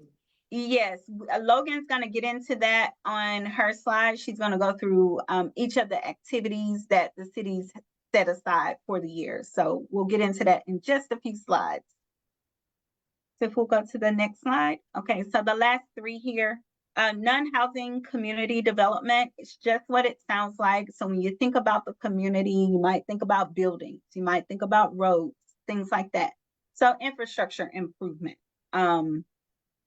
This might be repairing a sidewalk or installing a sidewalk, blight reduction. So removing dilapidated housing within the community, acquiring public facilities. So this could be, acquiring some sort of building that you're going to operate a public service activity out of, and then human and public services. So that all kind of falls under that non-housing community development. So anything that's community development that's not related to housing will fall kind of under this category. Okay, and then affirmatively furthering fair housing, just as what it sounds like when we talked about, providing education about your fair housing rights and things like that, that falls under this category.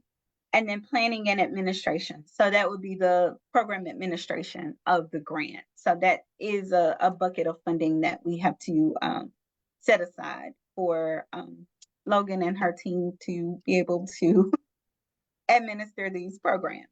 So I'll turn it back over to Logan for her to go through the action plan. And actually, Erica, it's gonna be me. Oh, so sorry. that's okay. Thank you for that. My name's Andrew Tyree. I'm with the Housing and Community Services Department. And as Logan mentioned earlier, we're going to, her and myself are going to go over the first year annual action plan. And this is going to be for program year 24-25. And just as a reminder, our program years aren't just like a regular calendar year. The program year starts July 1st and runs through June 30th. And so the activities and funding that we're going to be referring to is going to kick off July 1st of 2024 and run through June 30th of 2025. And the award amounts for 24-25 have not yet been released. So we're going to, for the purpose of our discussion and planning, we're going to use our current funding amounts, funding allocations that we're receiving for the current program year that we're in right now. And those are on your screen there for CDBG. We're getting a little over, 2.9 million there for home, 1.7 million, and then for ESG, a little over 255,000 for ESG right now. And just as a caveat for the purposes of discussion, we tend to get this question in every single district advisory board, so I just want to point it out. We can't take funds from one pot and use it for eligible uses in another grant. So these are prescribed by HUD and can't be changed. We're expecting ESG to stay about the same. We're expecting CDBG to be about the same, and we're expecting a slight cut to home. But we don't have our funding or official allocations yet for the purposes of pondering and discussion. All right, back to you, Ryan. And just as a reminder for CDBG, that stands for Community Development Block Grants. And it's used for a wide range of community development needs. And you see on the slide there, public facilities and improvements, housing, public services. And again, right now, currently a little over 2.9 million in CDBG funding that we're currently receiving. In order for an activity to be eligible for CDBG, it must meet one of three national objectives: benefit low to moderate income individuals, prevent slums or blight, and address urgent community needs. Anytime we have an activity that we want to use CDBG funding for, we have to ensure that it isn't for an eligible spending activity. So there's obviously we have to do our due diligence there and look to ensure that that is eligible. Not less than 70% of spending must benefit low to moderate income persons. And public services, which Erica kind of touched on, and I'm going to touch on even more here in a few slides. For the city, we're typically traditionally public services heavy. Approximately 30% of our award is geared towards public services. There is normally a public service cap of 15%. However, here at the city, we are actually grandfathered in at a little over $1.1 million annually. So we have a lot of public services dollars to spend, and as Erica said, that's one of the competitive aspects of the CDBG that we have right now. Starting with infrastructure projects, we're looking to allocate $319,270 from prior year resources. Just to kind of give you a heads up on that, prior year, that's funding that's carried over from a previous program year into the current consolidated plan period.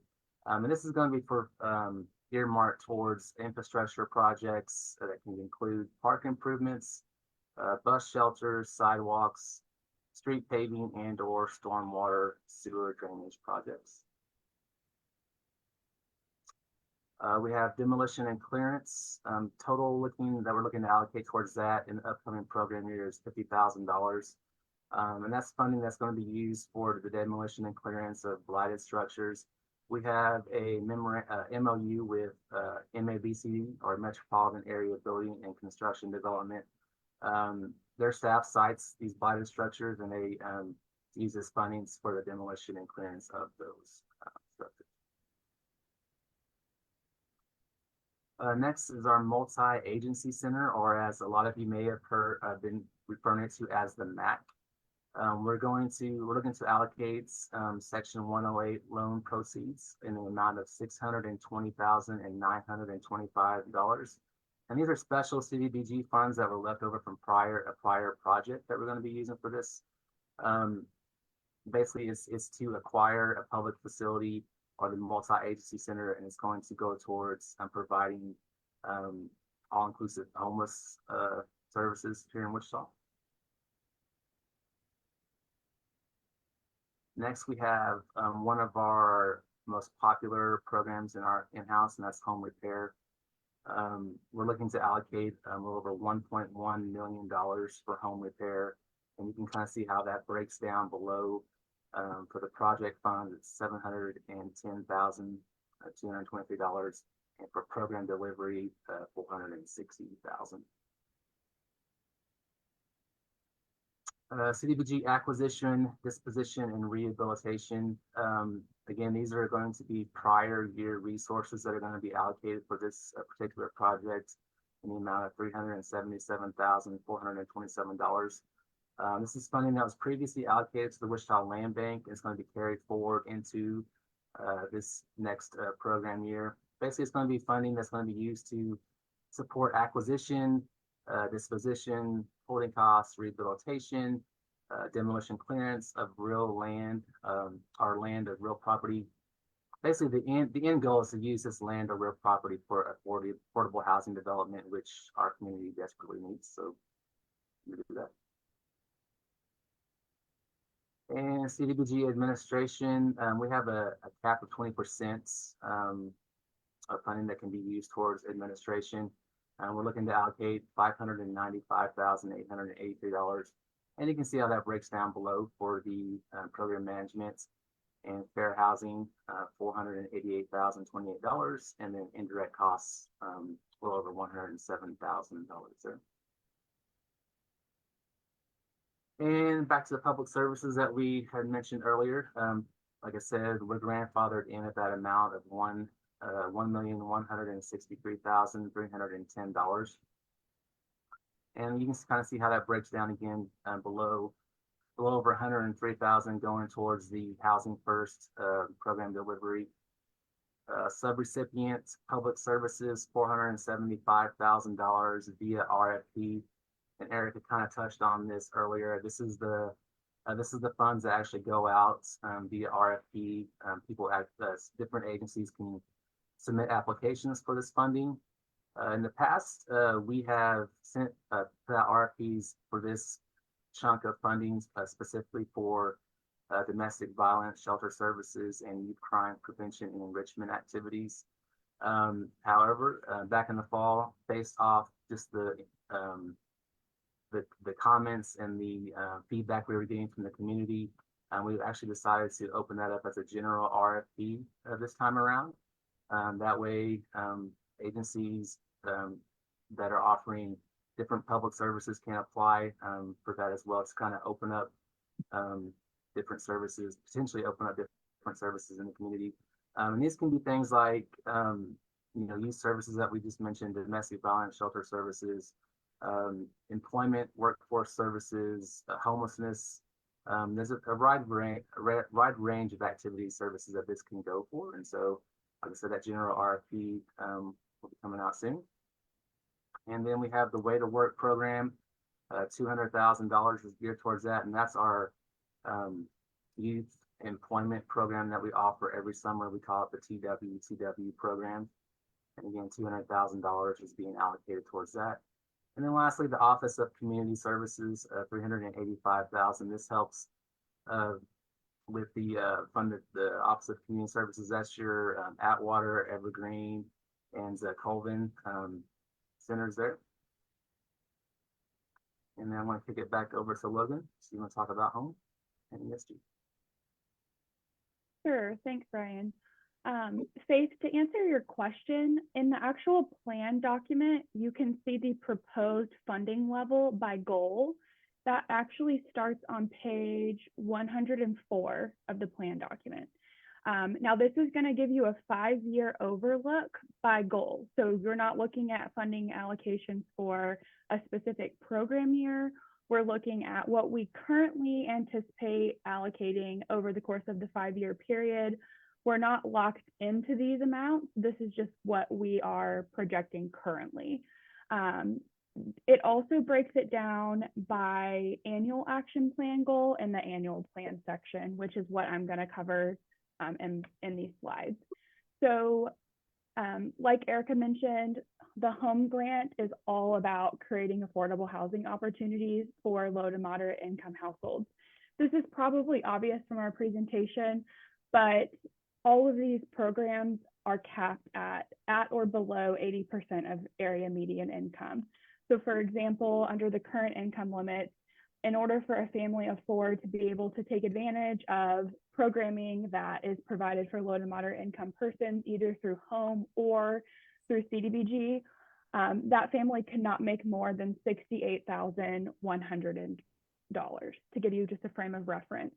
That those income limits are based on household size, and so it's not going to be the same for every single household. And we have a grid on our website that kind of breaks down what that looks like. And I believe that's also referenced in the plan document as well. Moving on, for specific funding allocations for home, again, we anticipate having right around or maybe just shy of $1.7 million to allocate for home in the upcoming annual plan year. We are proposing to take 10% off of the top to help us administer and stay in compliance with federal regulations. Indirect charges, just as a high level overview for those who might not know, that is a fee that is levied by the city to pay internal service departments such as finance, information technology for the share of costs that are incurred for them to provide us internal services. Human resources would also be included in that as well. That indirect cost rate varies per year. And so, but as a general rule of thumb for each grant, like Ryan mentioned, 20% of CDBG can be used for administration, 10% of home can be used for administration, and then the other grant that I'll talk about is ESG, and that's actually only capped at 7.5% of the grant. Moving on to the next program under Homeownership 80 Down Payment Assistance. This is to create those affordable homeownership opportunities for low to moderate income families within the city. And so that would be a program that could provide down payment and closing cost assistance to help a family be able to become homeowners, first-time homeowners. The program at the bottom of the slide, our TBRA program, or tenant-based rental assistance. This is something that's new to our department, but is fairly common across the country. So this is a program that we are proposing to be carried out with home funds that would specifically provide security deposit assistance to homeless people who are utilizing rental assistance programming that's administered within our department. So that could be our Section 8 program. Homeless individuals that are receiving vouchers could receive assistance with their security deposit. What we find and what we learned in the consultations as well, but we also experience this firsthand because we do administer those rental assistance programs in-house, is that oftentimes it's extremely difficult for a homeless person to pay application fees and security deposits. Unfortunately, that could be their only barrier to be able to utilize the rental assistance that they're receiving through either our Housing First program or our Rapid Rehousing program or our Section 8 program. And so this program could reduce that barrier and help that homeless individual and or family to be able to access housing quicker to reduce homelessness within our community, which was a huge priority that we learned, a priority need in our community through the consultation process. Unfortunately, tenant screening fees or application fees are not an eligible use of home dollars. And so that's why we're proposing a security deposit only assistance program. Next slide, please. Next, we'll talk about our Housing Development Loan Program funding and our Community Housing Development Organization, or what we call CHODO set aside. So this is funding that can be accessed by either for-profit or nonprofit developers to develop or rehabilitate affordable housing. This can be affordable housing for homeownership opportunities, or it can be affordable housing for rental opportunities. It can be affordable housing that's accessible to people who need to rent, and that can also be affordable housing that creates homeownership opportunities. Additionally, this can be single family housing, this could be multifamily housing. So this program really kind of spreads the gamut. We are required by home regulations to ensure that 15% of our annual home award, so 15% of that $1.7 million approximately, goes towards community housing development organizations, or CHODOs. And I'll talk a little bit about what CHODOs are on the next slide, but we're not quite there yet. And so what we are proposing is to manage the CHODO set-aside requirement through the Housing Development Loan Program, or HDLP, application process by giving a scoring preference to CHODOs. We consistently receive applications from CHODOs for affordable housing development projects, and so we do not anticipate an issue with allocating the required percentage. We've never had a problem with this in the past. HDLP applications will be reviewed by the Affordable Housing Review Board before going to City Council for ultimate consideration. Next slide. These are the requirements to be a CHODO. I would say we have a couple active CHODOs in Wichita. Mennonite Housing is one. Jacob's Ladder is another. We have a CHODO that's not currently active, but has done a substantial amount of work and really transformed the landscape of Northeast Wichita with affordable housing opportunities. That would be Power CDC. Habitat for Humanity is another nonprofit developer that we work with a lot. They are not a CHODO because their board does not meet the requirement. So you have to have community representation from low-income communities, which is the issue with Habitat. Otherwise, they would meet all of the other requirements. But those are just some examples of nonprofit developers, and then this gives you an idea of what it takes to be a CHODO.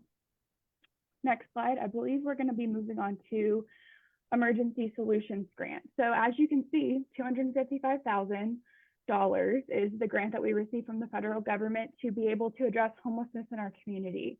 The amount of need that was presented in the consultation in phase 1 of the process related to homelessness is not proportionate to the number of dollars that we get. And so it's important that, Ryan mentioned that CDBG public service dollars can also be used to address homelessness, but this is the dedicated funding source that we currently receive to address homelessness in our community. And it can be addressed in a variety of different ways with the grant. If you'll go to the next slide, it outlines the high-level funding buckets within ESG that we currently fund and are currently going to be proposing to fund in the next 5-year period. So we can provide assistance for shelter operations. So that could be, keeping the lights on at shelters, paying for staff for shelters. That can actually even include potentially making infrastructure improvements and building improvements at shelters. It's important to note that federal regulations tell us you can only spend up to 60% and not $1 more of your ESG grant towards shelter services. The other funding bucket within ESG is homeless prevention. That's exactly what it sounds like. These are resources that are allocated to prevent someone from becoming homeless, can be used for rent or utility assistance. The last program bucket is rapid rehousing. This is providing very short term. We operate our program less than 3 months of assistance to help an individual who is literally homeless get into housing. So typically this program is benefiting individuals who might have had an episodic episode of homelessness, but that are literally homeless right now, who might have income, who might have a job, who might be able to pay for that ongoing themselves, but that these funds can come in and provide that temporary very temporary, like 2.5 months is what we cap our program at, to get them into housing and to get them into housing quickly. Let's see. Okay, so these are the two aspects of ESG that we are proposing to take out through a request for proposal process. And like Ryan mentioned, we are changing the RFP process for CDBG and what we would make funds available for. And we're also have a change proposed for emergency solutions grant as well. So when we were going through the emergency solutions grant, when we were going through phase 1 of the consolidated planning process, it was in the fall, and there was a lot of discussion surrounding emergency winter shelter. And it became very apparent that our community doesn't have a dedicated funding source for emergency winter shelter operations, for the sustainability of emergency winter shelter operations. For the past several years, we have been utilizing COVID money, essentially, from a variety of different spots, whether that be from the CARES Act or the American Rescue Plan Act. We've been utilizing a variety of different temporary funding sources that the city does not have that revenue coming in guaranteed in the future. These are short-term funding sources. Once the dollars are gone, they're gone. And so what we're proposing is to set aside the maximum 60% of ESG funding for winter shelter operations specifically, to be able to fund winter shelter for this winter, as well as winter shelter for next winter. This, plans could always change. The best laid plans sometimes don't go the way that you originally intended, but it is our intention to make 60% of the award, if, ratified by council, of course, available for winter shelter operations for this upcoming program year, and then the second program year, and then to set the 60% in the last 3 years of the consolidated planning period for shelter operations at the multi-agency center. I'm sure there'll be a lot of questions about that. And I know that there was a question about this current year shelter operation. We can talk about that in the comments as well, because our department played a big role in administering the funding agreement for the past winter shelter. So we can talk about that as well, but I'd like to get through the remainder of these slides first. All right, moving on to talk about homeless prevention. One thing that we have heard consistently is there needs to be more resources for homeless prevention. So every single year in the current 5-year period that we're currently in, we made $38,000 available. We're proposing to make $50,000 available in the first program year action plan for the next 5-year period. Next, please.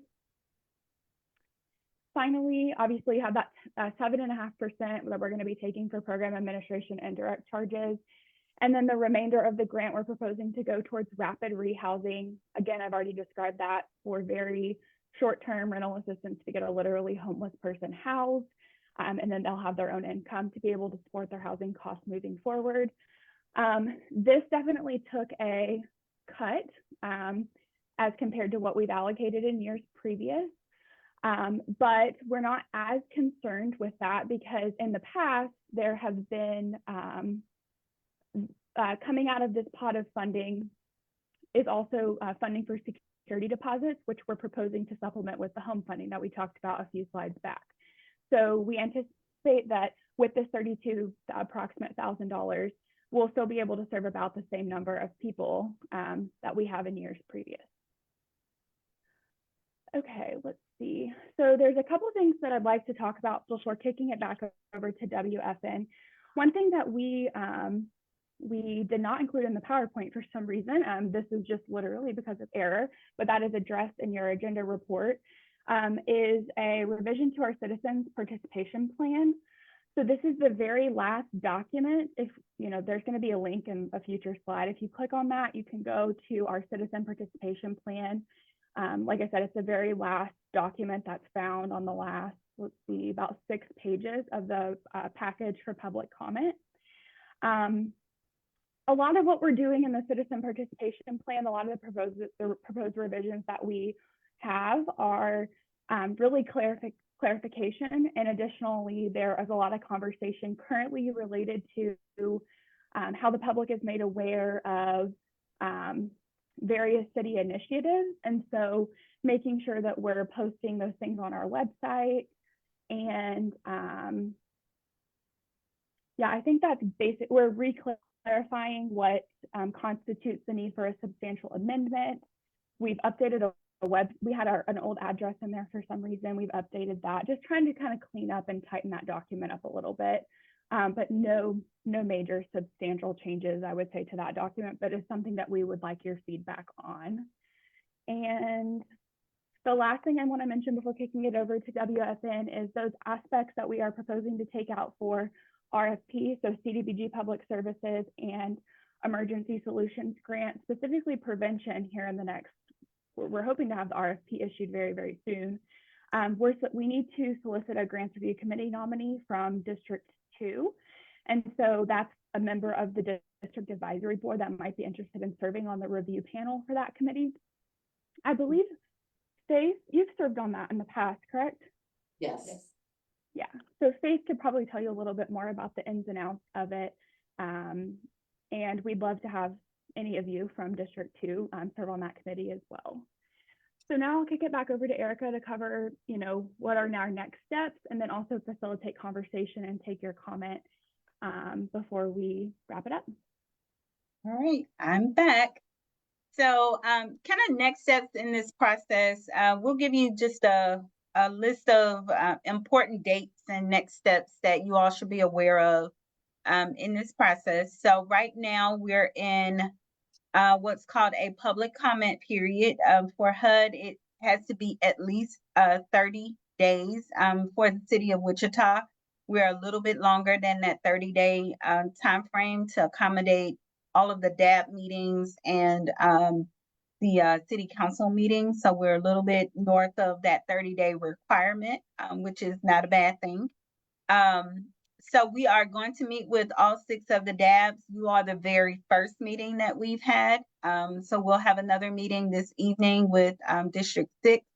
May 4th, we'll meet with District 3. And then on May 6th, we have a very heavy task of meeting with 3 DAB groups, 1, 4, and 5 on May 6th.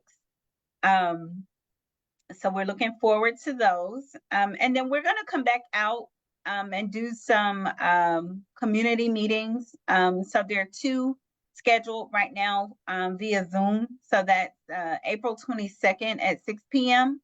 and then April 24th at 10 a.m. And these meetings are designed to give the general public an opportunity to hear about the priorities and hear about the impediments and the recommendations.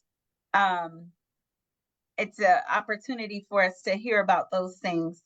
And then on May 13th, we're going to have an in-person meeting at the Advanced Learning Library. So we'll be there on site to gather feedback and get input that way.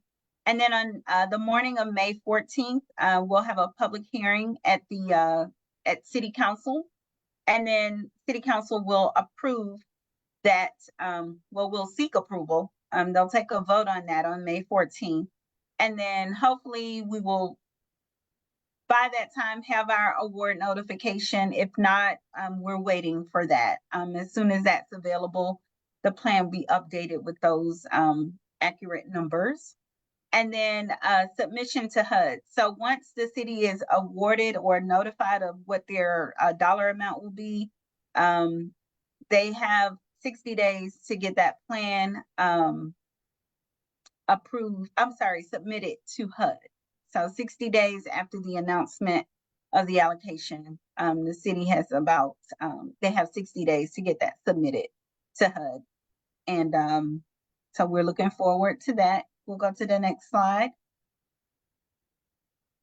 Sorry, Erica. Sorry, I'll have to do it. Okay, no worries. I can see it here on my screen.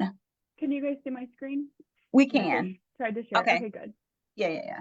Okay, so so for tonight, for recommendations, it's recommended that the District Advisory Board provide comment.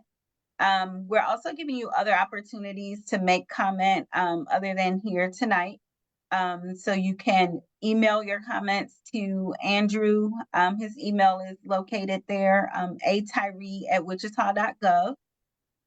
You can call via phone. So you can call Andrew and provide that comment over the phone, or you can send a letter to Andrew using the address that's listed here. The full plans are available at the link here on the city's website at the Housing and Community Services on their page of the city's website. So if you want to download that, read through it, click through it, see all of the various research and that sort of thing, that's where you'll be able to find the document. Okay. And so you want to go to the next slide? What's there? That's it. Okay, that's the last slide. So at this time, we'll open it up for comments. If anybody has any questions or you'd like to provide any comment about the priorities, about any of the activities or projects, we'll take that at this time. All right, well, thank you so much, Andrew and Logan and Erica and LaShonda. We'll take questions or comments from the District Advisory Board first, and then we can open it up and see if anybody who is joining us from the community wants to make any comments or ask questions, but we'll start here with the District Advisory Board. Any thoughts, comments, questions? I have a question. So I had a question about the multi-agency center and the funds allocated for that specifically. Would that be potentially for like more of a long-term emergency shelter? Because I know that kind of the winter shelter, you know, had a start and end date timeframe, but would the city look at having something more year-round? Logan, That's I'm sorry, was someone there gonna answer? Go ahead, Logan. Okay. Okay, thanks. So our vision currently for the multi-agency center includes affordable housing. It includes a navigation center with hopefully a variety of nonprofit organizations that are geared towards homeless service provision. It includes a non-congregate shelter, which would mean that individuals would have their own space as well as their own bathroom. Think about a hotel suite. Is the best way I can kind of describe non-congregate shelter.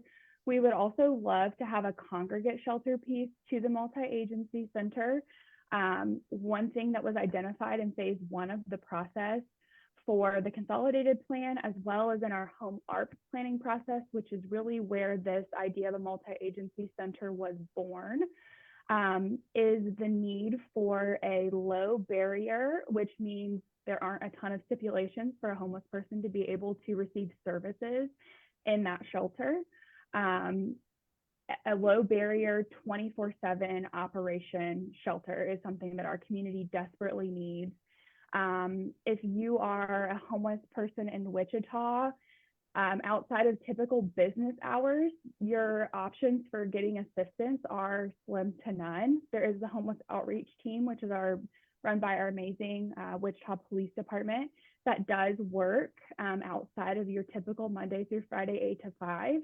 But if none of the homeless service providers are also providing assistance during that time period, it can make the homeless outreach team's job extremely hard, because the whole premise behind the homeless outreach team is you're connecting a homeless person with services. And so we definitely envision having a congregate shelter piece, which means when you think of a homeless shelter, probably what you think about. I don't know if anyone saw any pictures of the inside of the emergency winter shelter, bunk beds,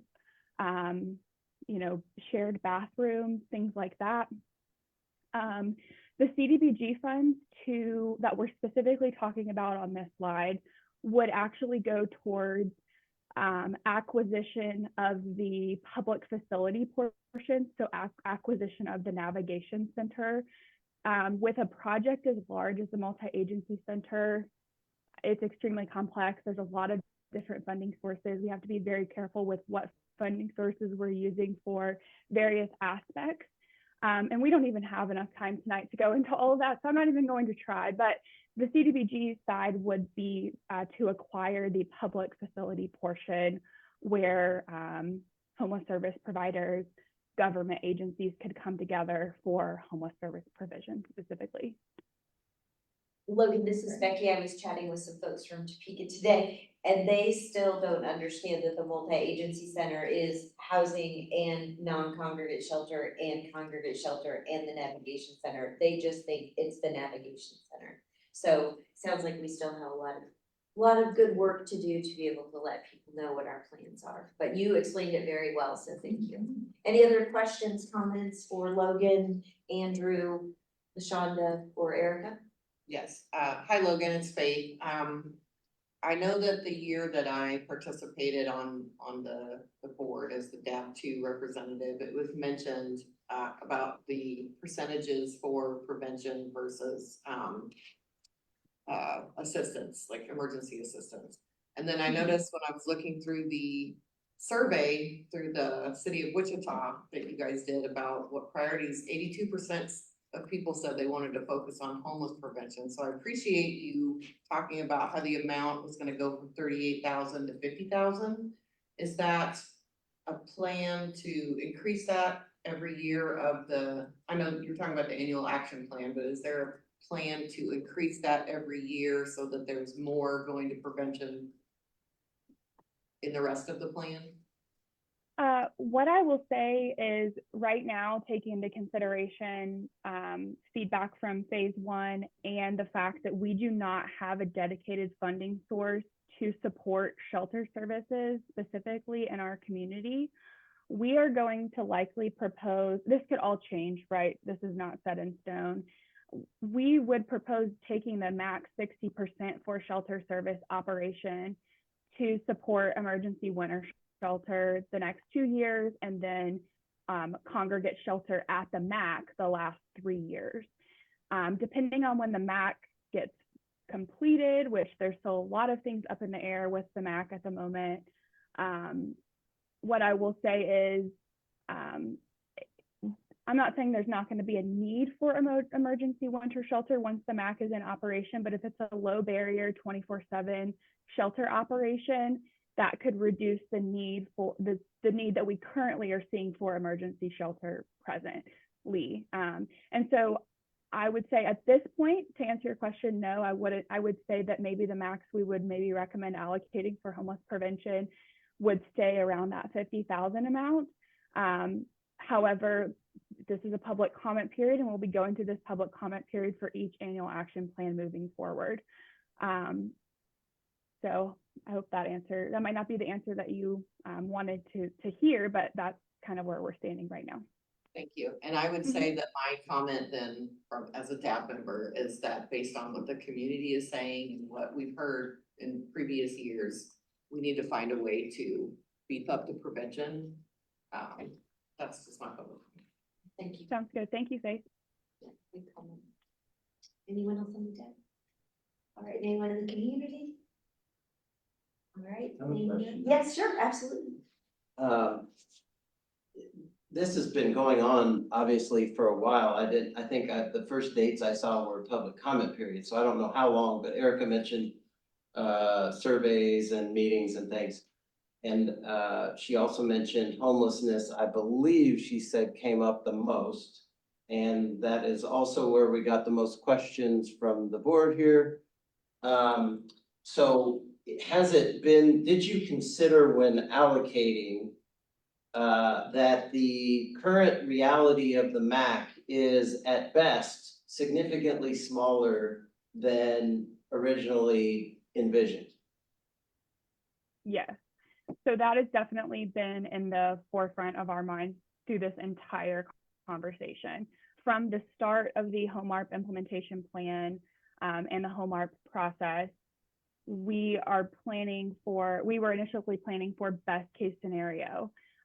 It is not lost on us that we might not be able to make that entire scope of services that I described about 5 minutes ago actually realistically happen. So yes, to answer your question.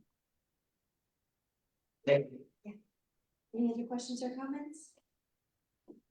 All right, seeing none, Logan and Andrew, this is just a recommendation action for feedback and comments, which we did. So again, Andrew and Logan and Erica and LaShonda, thank you. Thank you for letting us be first. It's because we're the best dab. I'm just guessing.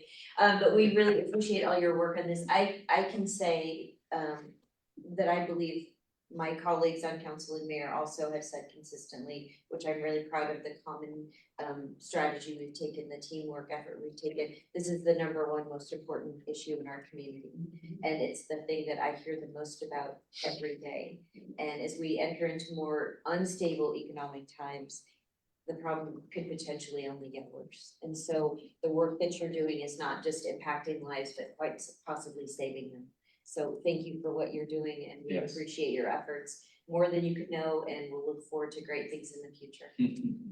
Have fun with the other dabs. Yeah. Thanks. Bye. Good night, good night. Okay, so Megan and Fire, we have I recommend are you pointing, Megan, or we can? Happy to go, I'm happy to wait. I can make mine quick. Okay, how about? I ended up emailing. I was gonna have you arm wrestle. I mean, I She's was late, so she's been here longer, but I emailed the information that gets sent out from the department for us to do with that to Teresa. I don't know if can you put it up or no, from your email? Or we can If send you it don't out. need to, it's no big Yeah, deal. we can just send it out. If not, just send it out. I'm just gonna go over kind of an overview of a lot of the stuff that's on it. I don't know, I didn't get to see what PD said. The fire on Harry, the apartment fire, we don't have anything to add on that. PD's taking the lead on that.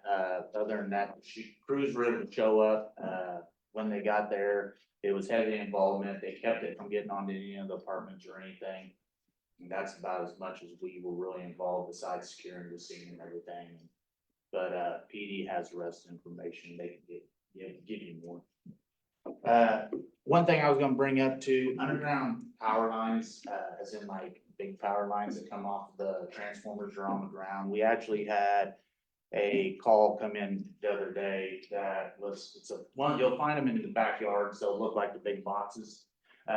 Just make sure people don't mess with those. If you hear funny stuff or smoke coming from them, call them in. We ended up having one where it's gonna blow just like the transformers up high. But what happened is it was backfeeding into a house. So when crews got on scene, they could feel the vibration and they could hear it. So it's not, for us, we're just securing every area, making sure no one's in the house and everything. But it doesn't happen very often, but in my career, it's happened probably 5 or 6 times. So it's just one of those, if you have that happen, clear the area, call for us. And it actually came in as a pole fire for the crews arriving, and there was no telephone poles up in the air. So they ended up finding fire on the back of the house, kind of starting to go up the backside of the house. They were able to knock that down, and then we just secured the scene until we could get Evergy done. So we're not supposed to try to fix that ourselves? No. No water. I'm not an electric fan. I'll do my outlets and stuff at home. I do my outlets and stuff at home, and I don't secure power, because my wife always gets mad at me, but that doesn't bug me. It's the big stuff that really does. So I just recommend, just be aware, and you'll find them everywhere in the city. So just kind of be aware if you know where they're at, and hearing where this is coming from. Just, you can call 911, we'll show up, and then we can get Evergy coming. Dry conditions going on now. Wind comes up, just be aware if we're burning something, burning a approved container in your backyard. Make sure if you see your neighbors and it's too big, or it's something that you think, feel free to call 911. I mean, we go out on a lot of these calls, but then again, when it's so windy, we don't want it to just move from yard to yard to yard. So only if it's a ceremonial or cooking fire right now, because it's Yes. anti-burn ban. Yes, exactly. Mhm. But we know how things really are, so, yeah. No, don't burn anything. Well, we know people burn, and we just have to be careful on that. But she's right. Right now, I know they went through some physical testing at the training grounds for people who want to get prospective employees to try to get hired on. I don't know how far along in the process they are on that, but we always have to do that just due to turnover from retirements and people leaving. You'll see on the stuff that I gave to Teresa, We bought land at Pawnee and Mays for a new fire station out west. I believe they're looking for another station off of 29th and Ridge or somewhere in that area to put another one up out west. And then Station 18, sometime here in the future, will probably be rebuilt. That is out off of Webb Road. That'll be because of the 96 interchange will be redone, and we'll be having Hilton KDOT for paying for all that.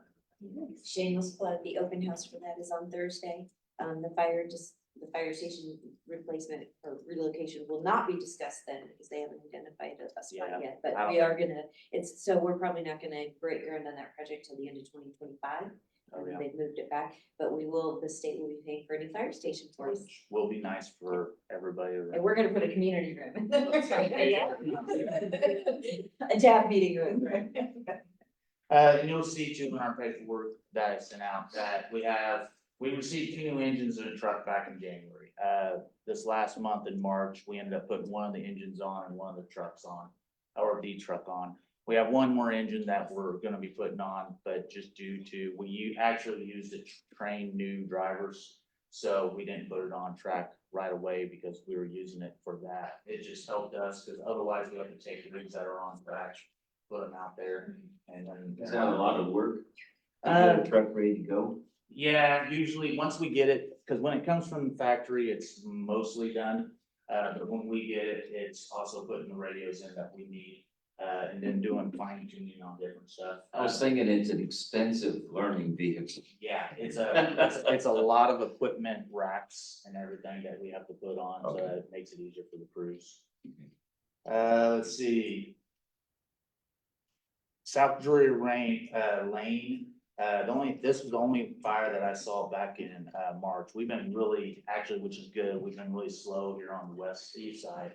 And there haven't been any fires, very many at all, but there was a 14-year-old that was playing with acetone, which is like 96% alcohol and a lighter. And ended up burning his chest and I think his face a little bit. So just something to know, make sure we don't let our kids play stuff. Right now too, we're going through our lieutenant captain promotional process. That's actually kind of why I was a little late. I kind of get into it because the lieutenants and captains are doing it this week. So we kind of always put together promotional process stuff for them to kind of practice before they end up going for the real thing. So that's mostly everything. I know that fire prevention has some stuff on there about smoke detectors and it has a good list of where to put them. A lot of people think you only put them in 1 or 2 rooms in your house. It's better safe than sorry. Put them in every room in your house. That's what I recommend too. Overall, that is the highlights that she will be able to get that out to everybody else. And it has better pictures. So. Any questions? Yes. So I went to DAB 3's meeting last week Mhm. and I believe it was the county chief, I hope I didn't get it wrong, but the gentleman that presented for fire had like a couple pages of statistics with all of the, is that in there? That'll be in there. Yes, ma'am. It's really good, so you can tell them like. We knew that for sure. We have a new printer, we just it hasn't been hooked up yet at the station, so our old printer doesn't do color, so it kind of doesn't do it justice. So, but yeah, hopefully when we have the new printer with color, then I'll be able to print some stuff up that will look a lot better. Thank you. Thank you for being here. All right, thank For you. your service. It's after 8, so the doors are locked. See, if you go this way, it's not very well lit. And when you go out, there's a step down. That's Okay. about 4 inches. And so just be really careful. There's gonna be a step down to the sidewalk and then a step down, okay? All right, thanks. We don't want you getting hurt in I the won't back. fall. Thank you for letting Thank me go. you. But she got a whole, see, she has a whole, you got a big thing, don't you? I'm ready. Thank you. Next, we have citizen community engagement information and our very own Megan Lovely from our communications department is here to present. Megan, I don't think you've been to District 2 Dad before, have you? I haven't been to this DAB before, no. So, But welcome. you're in District 1 for Run for its money I know. tonight, so. 45 minutes earlier. Your favorite thing, you have to say it, favorite thing about Wichita. The plethora of opportunities it provides. How's that for a PR response? Okay, so because I like you, I'm gonna keep my comments very brief, so I'm gonna run through this at a very brisk clip. So I actually have two presentations in one. So we're just gonna go through this. You can read all of this yourself. I'm not gonna read these slides to you. Thank you. Also a fun fact about communications, the average adult attention span is 2.5 minutes. So we're getting through this. We're getting through this. minutes left. So we were asked by the council to present on how citizens engage in public meetings. That specifically, we're really focused on the city council meeting. So there's two ways you can engage. You can engage at the top of the city council meeting where you get 5 minutes.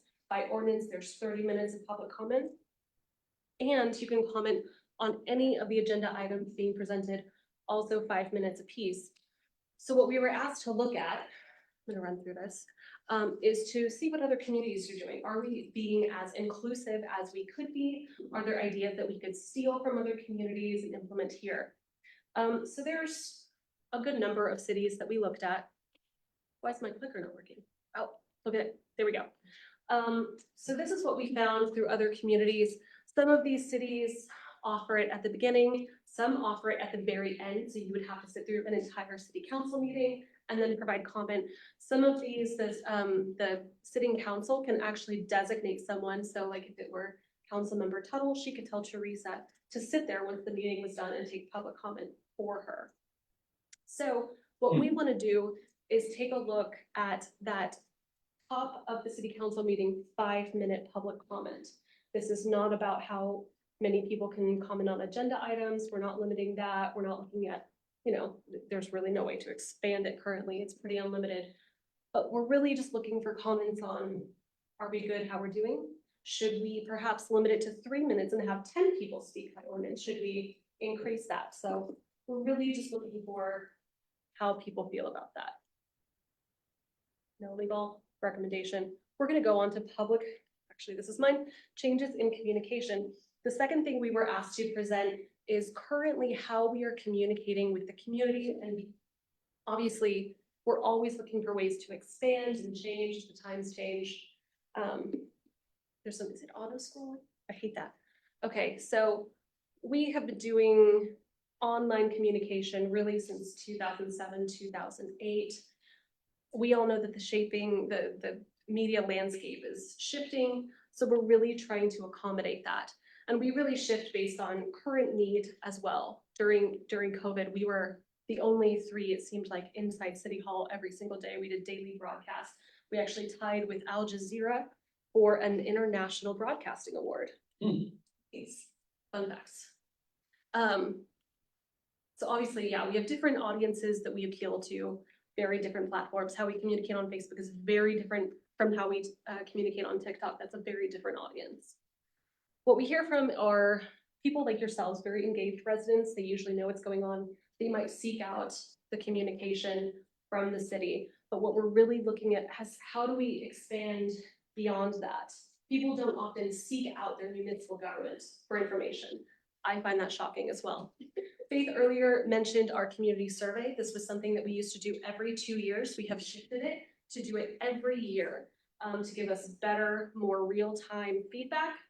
And what it does, it really gives us a perceived quality importance matrix. So that magenta quadrant right there in the bottom right, that's what we're currently focused on for our budget process. What we're hearing is these are of high importance and lower quality, and the city really needs to do more to focus on these. Tomorrow evening is our first social media town hall. It is on street maintenance. And then next Monday will be crime prevention. So we're really looking at those two, especially as we're going to have to make some hard decisions with our budget. So we want to hear from folks. So just as just a brief overview of some of the ways that the council engages and communicates with the community, this meeting being one of them. We do a whole lot of things. We always revisit, things are kind of cyclical. We'll try things for a while. Maybe it doesn't work, maybe we revisit it in a couple years. We write about, on average, 200 speeches a year for all of the council appearances. We do a weekly media briefing, these periodic district breakfasts, direct email from Teresa. All right, we do boards and committees. We have 39 boards and committees, just like these. Thankfully, I don't have to present to every single one. Budget engagement. This is when most people become aware of the city during the budget process. And we do an increased emphasis and even some media buys around this process because of the importance of hearing citizen voices. These are all the ways that we engage. We just redid our website. We heard from residents that the website was the #1 venue that they thought was most important to provide information on. Conversely, they said it was the one that they accessed the least, unless they needed something specific, but it was still the most important to them. Has anyone ever used our report and issue app? Yeah, you can download that. We have a dedicated app as well as our new park app. 14 different newsletters, email distribution lists. We also have sign up notifications. That little calendar, you can go to the website, you can sign up for different RSS feeds. Every time we post an event, you can toggle between events and public meetings. So if you don't want to be notified every time we do one of those 39 boards, you do not have to. We have various features on our website that we find the most useful for residents. One is Find My Council Member. You can track our snow plows, our street sweeper map. Water outage, if you have a water outage in your area, you can actually look it up. I thought you said street creeper. Street creeper? Yeah, I think. No, we love sweepers. That'd be handy. Yeah, we have a site, you can look at all of our open records requests and see past ones and submit one yourself. We're trying to make that as easy as possible. We have Propel. Work with Wichita is a dedicated site for the vendors who work with the city to try to make that as easy as possible. We have an increased emphasis on trying to make that easy for emerging and disadvantaged businesses. And you can see all of our current vendors. We also have an open data portal, which is we try to make as visual as possible. So you can go on there and you can see a map of all of our, say, TIF districts or our current street projects. We have 55+ social media avenues across multiple platforms. District East just mentioned that they started a new Facebook platform, so that's always expanding and evolving. We do periodic social media town halls. One, like I mentioned, tomorrow on the budget. We do quite a few live video Q&As on different topics. The last one I think was in February on animal control services with Officer Purcell. Forum is our dedicated citizen feedback. I kind of call it it's like a Reddit for municipal services. That is on the front page of our website as well. We do a lot of online surveys. We're going to start promoting the second round of our bike survey every 10 years. We revisit our bike plan. So we've already done 1 round of surveys on that. We're about to launch our second. And then we do emergency alerts. Does everyone here, have you signed up for emergency alerts through Civic Ready? Perfect. If you haven't, I sent Teresa that link. Please sign up. It's emergency weather season. We really want people to sign up for that. Everbridge, in case we ever have a boil water advisory or anything with our water customers, we have that. We will text you. We have all of your phone numbers. Oh, this does not want to work. Okay, here we go. Civic Engagement Academy is actually going on this evening. Has anyone in here been in Civic Engagement Academy? Yeah. So it is something that we launched actually in conjunction with the Kansas Leadership Center. It's put on twice a year. And what we do is we teach people over 8 weeks, once a week, about the city government. We bring in different departments. So it's a really in-depth course. We've also shaped that alumni group into sort of influencers. We give them dedicated information because they might be a little more interested than average folks. We also have a police academy and fire academy, both in English and Spanish, and a youth council for kids in high school and younger. And then we're at all of the community events in some capacity. And then these are some examples of some of the civic engagement that we do. We host town halls periodically. We have coming up one on the 11th. This is a town hall, even though we don't call it a town hall. And then we do periodic dedicated media buys and just media relations. That's usually what I spend most of my day doing. There's the mayor at one of our weekly press conferences.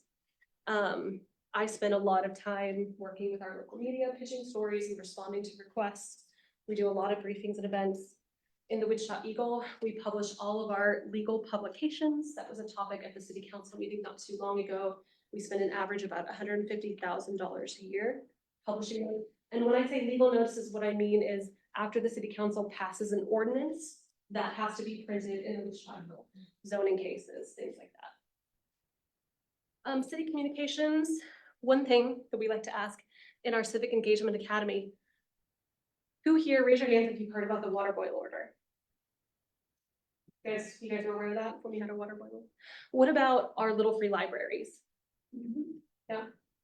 What about short story dispensers? Yes. NASCAR park turf improvements? Yeah. Couple. You guys kind of don't count. But when we ask this for our Civic Engagement Academy, most people, the only thing they can name is the water boil order and planned improvements to East Kellogg. Interesting. So it is more difficult to have our positive news resonate or be covered as robustly as some of the negative news. That's no one's fault. That's just the nature of news. East Kellogg isn't negative. Construction isn't maybe the most positive for most folks. One thing that we cones are a sign of progress. One thing that we've started doing is working with our local influencers. We have both a paid and a non-paid tract of this. We don't spend a whole lot of money on this. You can spend a whole lot on influencers if you want. But we are doing dedicated buys. Have you guys heard of Wichita by Edie? Yeah. Wichita Life? Vanessa? With a thousand things to do in Wichita before you die? Yeah. Wichita Mom's Blog? Yes. Wichita on the Cheap? Yeah. Anything you read about Wichita, we have paid for and we have placed. So, There's 1,000 things to do in Wichita before you before die. you die. Yes, and only like 2 assets died. I don't have much time. Gotta get on it. This has proved pretty successful. The downside of it is that when we do this and when we place things in the media, sometimes residents don't see that as us communicating as the city government, but it's just us communicating through more effective ways. We have pitched pothole filling stories with our local media. We've shared it on our own channels, especially as street maintenance is a key priority for our residents. We just worked with Landon at Wichita Life on a script. He put it on his TikTok and under 24 hours, it reached over 1 million people. So we're having a lot of success in that arena. Paid media. I come from advertising is my background, and then I went into franchise marketing, which had a huge budget, and then I came to government, which was stupid because I have no budget. So we really don't do dedicated recurring media buys. We really rely on organic. When we do a buy, it is because we have a very specific return on investment or call to action. One of the largest media buys that we've done while I was at the city was recently for our tax rebate for seniors and low-income residents. We carved out money because we knew that we would have to do dedicated outreach to that community. We're not going to reach them with Facebook. We're not going to reach them with a couple stories on the media. We had to do mailings. Mailings are expensive. So we carved out $20,000. If you've never done a media buy, that sounds like a whole lot of money. If you've done a media buy, you know that it is absolutely nothing. Yeah. I come from a market where my regular monthly buys were $75,000. So this is a tiny little budget. But that being said, the last data I presented to you wanted to know if we were equitable in our placements. We are very equitable. It's really driven by audience. We work with a media buying partner. Media buying software is very expensive. And so we really target based on need, and we have to be very strategic and very sophisticated in that with our limited dollars. Recruitment, this is a big part of what we do because it's a big part of the city. It's not something that the average resident is going to see, but we do a lot of recruitment. We have at the end of this year, early next year, the new water treatment plant will come on board. The only way to get some of the jobs for that water treatment plant is just to steal them. We just got to steal them from other communities. They're very niche. So we spend a lot of time doing that. Signage, all the signage you see at city facilities, bus routes, yard signs, all that fun stuff. That's the rest. Like I just mentioned, we will do direct mail for specific topics, call center and chat. We have a pretty sophisticated chat feature on our website. We also have a call center. I load them up with talking points weekly about what's going on. So if people call in, they can spread that communication. Podcasts, we do periodic podcasts. Our Spanish speaking podcast has been pretty successful. That demographic has really responded to that. Water bill communications, we used to put lots of stuff on water bills. There's some legality issues. We can only communicate about water bill issues through water bill communications now. Business cards, flyers, City 7. Does anyone in here watch City 7? No? Well, you don't count. That's our TV station. That hurts. That's cold. That doesn't sound very, Well, City 7 back in the day used to have a lot of viewers, but times have shifted. I don't think I've turned on my TV that wasn't a streaming service. I don't even know if I can get City 7 on my TV. Yes. Another key focus is employee engagement, especially as we work at recruitment and retention for the city. We do a lot of that. And that is all I've got for you. Quick clip. So, great job. And as always, we'll start with the dab. Any questions, any comments? Yes. Then we'll- Or suggestions on ways that we can expand or do better. Thank you.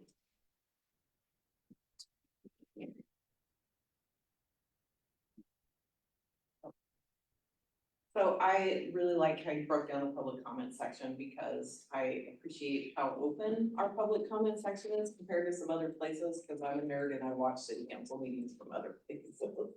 And some of them are super limited, so definitely don't think that we should, I don't think we can extend it, you're right, I don't think that we should limit it. And going to a few city council meetings, there's people that just don't show up, so I feel like if we did 3 minutes, it could be 2 people talking. We had 4 or 5 minutes and 2 people still talk. So I think we're kind of right on track with that, because if somebody signs up and they don't show up, like, you have your chance. I did not know about the change with core requests, making that easier, so that's really cool, thank you. And also shout out to whoever put the request city council mayor on the website to make that really easy for scheduling, because before that, it was really difficult. So shout out to whoever thought of that, because that was fantastic. We love the Just smart another sheet, right? For what? It's part of the park.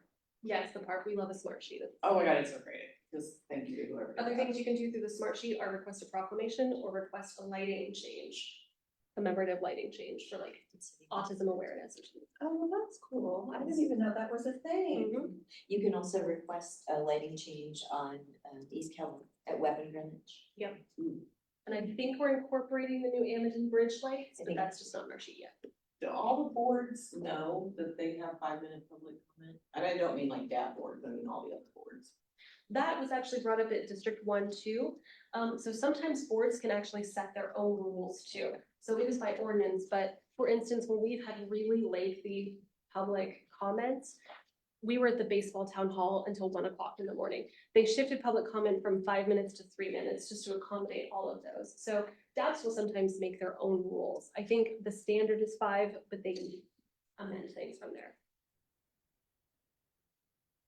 Just to give you a little feedback, the way I had learned about our city is right here in these meetings.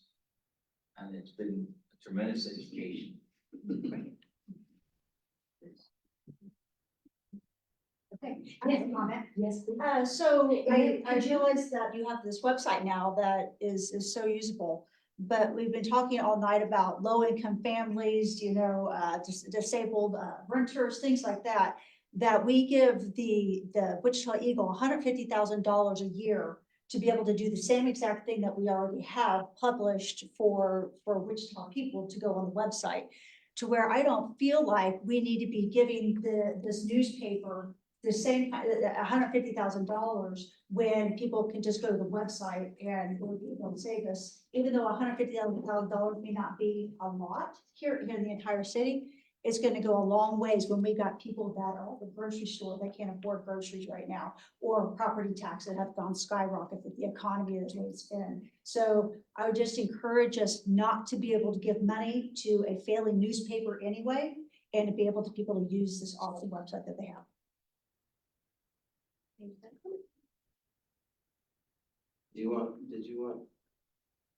Were you gonna ask, I'm gonna comment, did you? No, technically, we should have you go to the podium and state your name and address. If you could just let us know your name for the record. Stephen Clark, District 2 resident. And Candy Gish. Thank you. Just piggybacking on that, and there are lots of needs. But I assume all of you are well aware of the city's financial condition, how poor it is. So it's actually one of those you look at it as the same as one of those pre-homeless people. The stabilization reserve, and I would just call it a reserve, is around $30 million. And it is projected to go down to like $10 or $11 million in a couple of years. That's busted. I don't see anybody jumping up and down, but that is extremely concerning for me. And then you hear about things like, I was extremely shocked to hear we're spending $150,000 a year to publish legal notices in the Wichita Eagle. They're already published on the city's website. It's a redundant practice that's basically subsidizing a private business, McClatchy, so that citizens who pay for their subscription service, the Wichita Eagle, by the way, which is a quickly dwindling number of people, have access to printed legal notices. Here's just a couple of questions. They're probably rhetorical. How much do you think it costs the Wichita Eagle to copy and paste those notifications each week? Something to think about. How many people do you think actually read these fine print notices? And how much would that mean we're spending? Let's say 150 people read them. Highly doubt it. That's $1,000 a person that reads them each year. If these notices were read widely, the Eagle would publish them for free to try to protect their readership. How transparent is it that someone has to pay for a subscription to the Eagle to see this information? What's the justification for subsidizing a private company under the guise of necessary public legal notices? I mean, could KSN, Cake, Community Voice, could they come get $150,000 a year if they just publish these? The city could literally put these on every billboard in town every week for less money. Way more people would see them and still just as few would read them. If your goal is redundant communication, there's tons of ways you could do this for free. Just one little example would be like having the library print them out, have a space, have a wall for them. I mean, it's just incredible. There are tons of ways this could be done for no money or almost no money. Notices on the city's website, which I was glad to learn they are on there. Go back further, they're searchable and they're in multiple languages. I have this printout. Like I said, you guys are all aware. I thought there might be more people here of just how bad the financial condition of our city is. And it's something that you're gonna have to, Councilmember Tuttle and Mayor Wu and everybody else, that's all 7 of you are gonna have to find ways to fix this. And it's gonna take tough decisions. This one in my mind is pretty clear cut. Most constituents are probably gonna be not in favor of wasting their money. And any council member who is against this, their motives should be publicly questioned. Because if this decision is at all difficult, how are these 7 officials going to make the actually tough decisions necessitated by our poor financial condition? Councilmember Tully, you've even recently referenced a survey, and I don't know when it was done, a lack of trust or faith in local government, and or a low percentage. And in my mind, that comes from poor decisions and wasteful spending. And this is low hanging fruit. thank you guys for what you do in serving, and Councilmember Tuttle, I know that you get hit with all kinds of opinions and all kinds of criticisms. So thank you for doing that, doing what you do, and appreciate the opportunity to comment on that. Absolutely, thank you. Any other comments? Bring it back to the deck, any other comments? Is this your first presentation about the, are we the first one? The last. No, you're Oh. not the first. And every last. Yes. What does the, What was some of the feedback from some of the other dabs? We had some DAB members give us some really good, different influencers to reach out to. They're like, add this to your list. So if you have suggestions of like local publications, we got a lot of churches too, that have been really great and willing to share information to their residents, because we know that that's a huge source of news for a lot of folks in our community. So if you have suggestions, that would be really great. It's funny, I presented to District 1, and we had some folks that had done a lot of media buying, a lot of residents were there. And when I said $20,000, there was an audible gasp, but very different. One horrified that was a big buy from us, and one horrified that seemed like a lot of money. So a lot of explanation, but again, we're always looking at shifting ways to better reach people. So any suggestions you have? I think the number one thing at our local neighborhood level that we've talked about is that most of the things people care about are not politics, it's civic engagement, because you're talking about roads and potholes, and you're talking about your water, and you're talking about all these things, and how do you report this, and when you frame it like that, the way we learned in Civic Engagement Academy, I noticed that our neighborhood, people really, so I don't know if you go through WIN or not, but Independent Year, I'm sure you did, we talk a lot about that almost every week, making sure that, don't forget, there's an app for this, and don't forget, we have to just tell them every week, even though, or every month, even though we see them, so I found at our neighborhood, the most granular level we can get, that's the best way to get information out. We do talk about the product that we are delivering. Again, if you're not communicating about something interesting, people are not going to tune in, no matter how you communicate it. No offense, the links I share for the city council meeting, they don't get any engagement. But if I share something about a fire dog or something, that's going to get more people to pay attention. So we really try to infotain as much as infotainment. Yes. Thank you. I know you do a million things, so it was nice to see it all together. Yeah, it When was. people say they don't know about something, Great. Thank you. And I can email you a list of like diversity influencers. That would be great. Yeah. Or some of the notices that we have to publish in the paper, is that required by law? Yeah. Or city code? It is a city code. It's sort of state down. And there's some, I won't get into logistics. I'm not a lawyer and I'm not taking a stance. But there are some discussion on whether the city of Wichita is basically in line with what are called first class cities and second class cities. A second class city is very small. Second class city, the court has already ruled that they do not have to publish their legal notices in a paper of record. So it's sort of an old law that says that we have to publish in a paper of record. I want to say it stems from like the late 1800s. Sure. I don't have the specific date, but yeah, that is what is spurring the discussion. Right, the action for this evening is just to provide feedback, which we've done. So our work here is done, your work here is done. Thanks for all you do, Megan. Appreciate you very much. Next, last new business item, CU Con 2024 33312. Brett, you've never been to District 2 before, welcome. Yeah. You're here from Montana for about 8 months, correct? Yeah. And you're loving MAPD?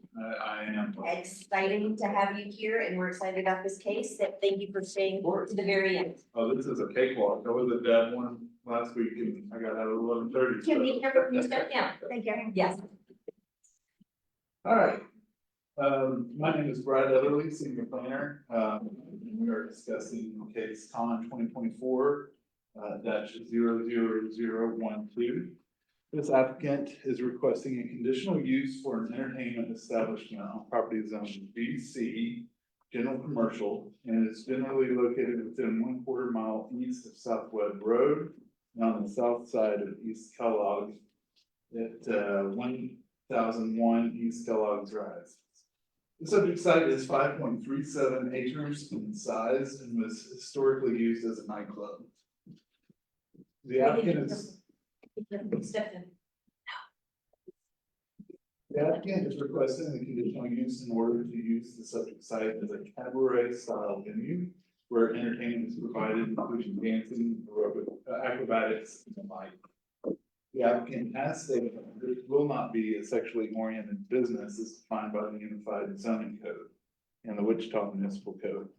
Supplementary use regulations in section 3D.6.w of the UZC require a conditional use for entertainment establishment when it is within 300 feet of a church.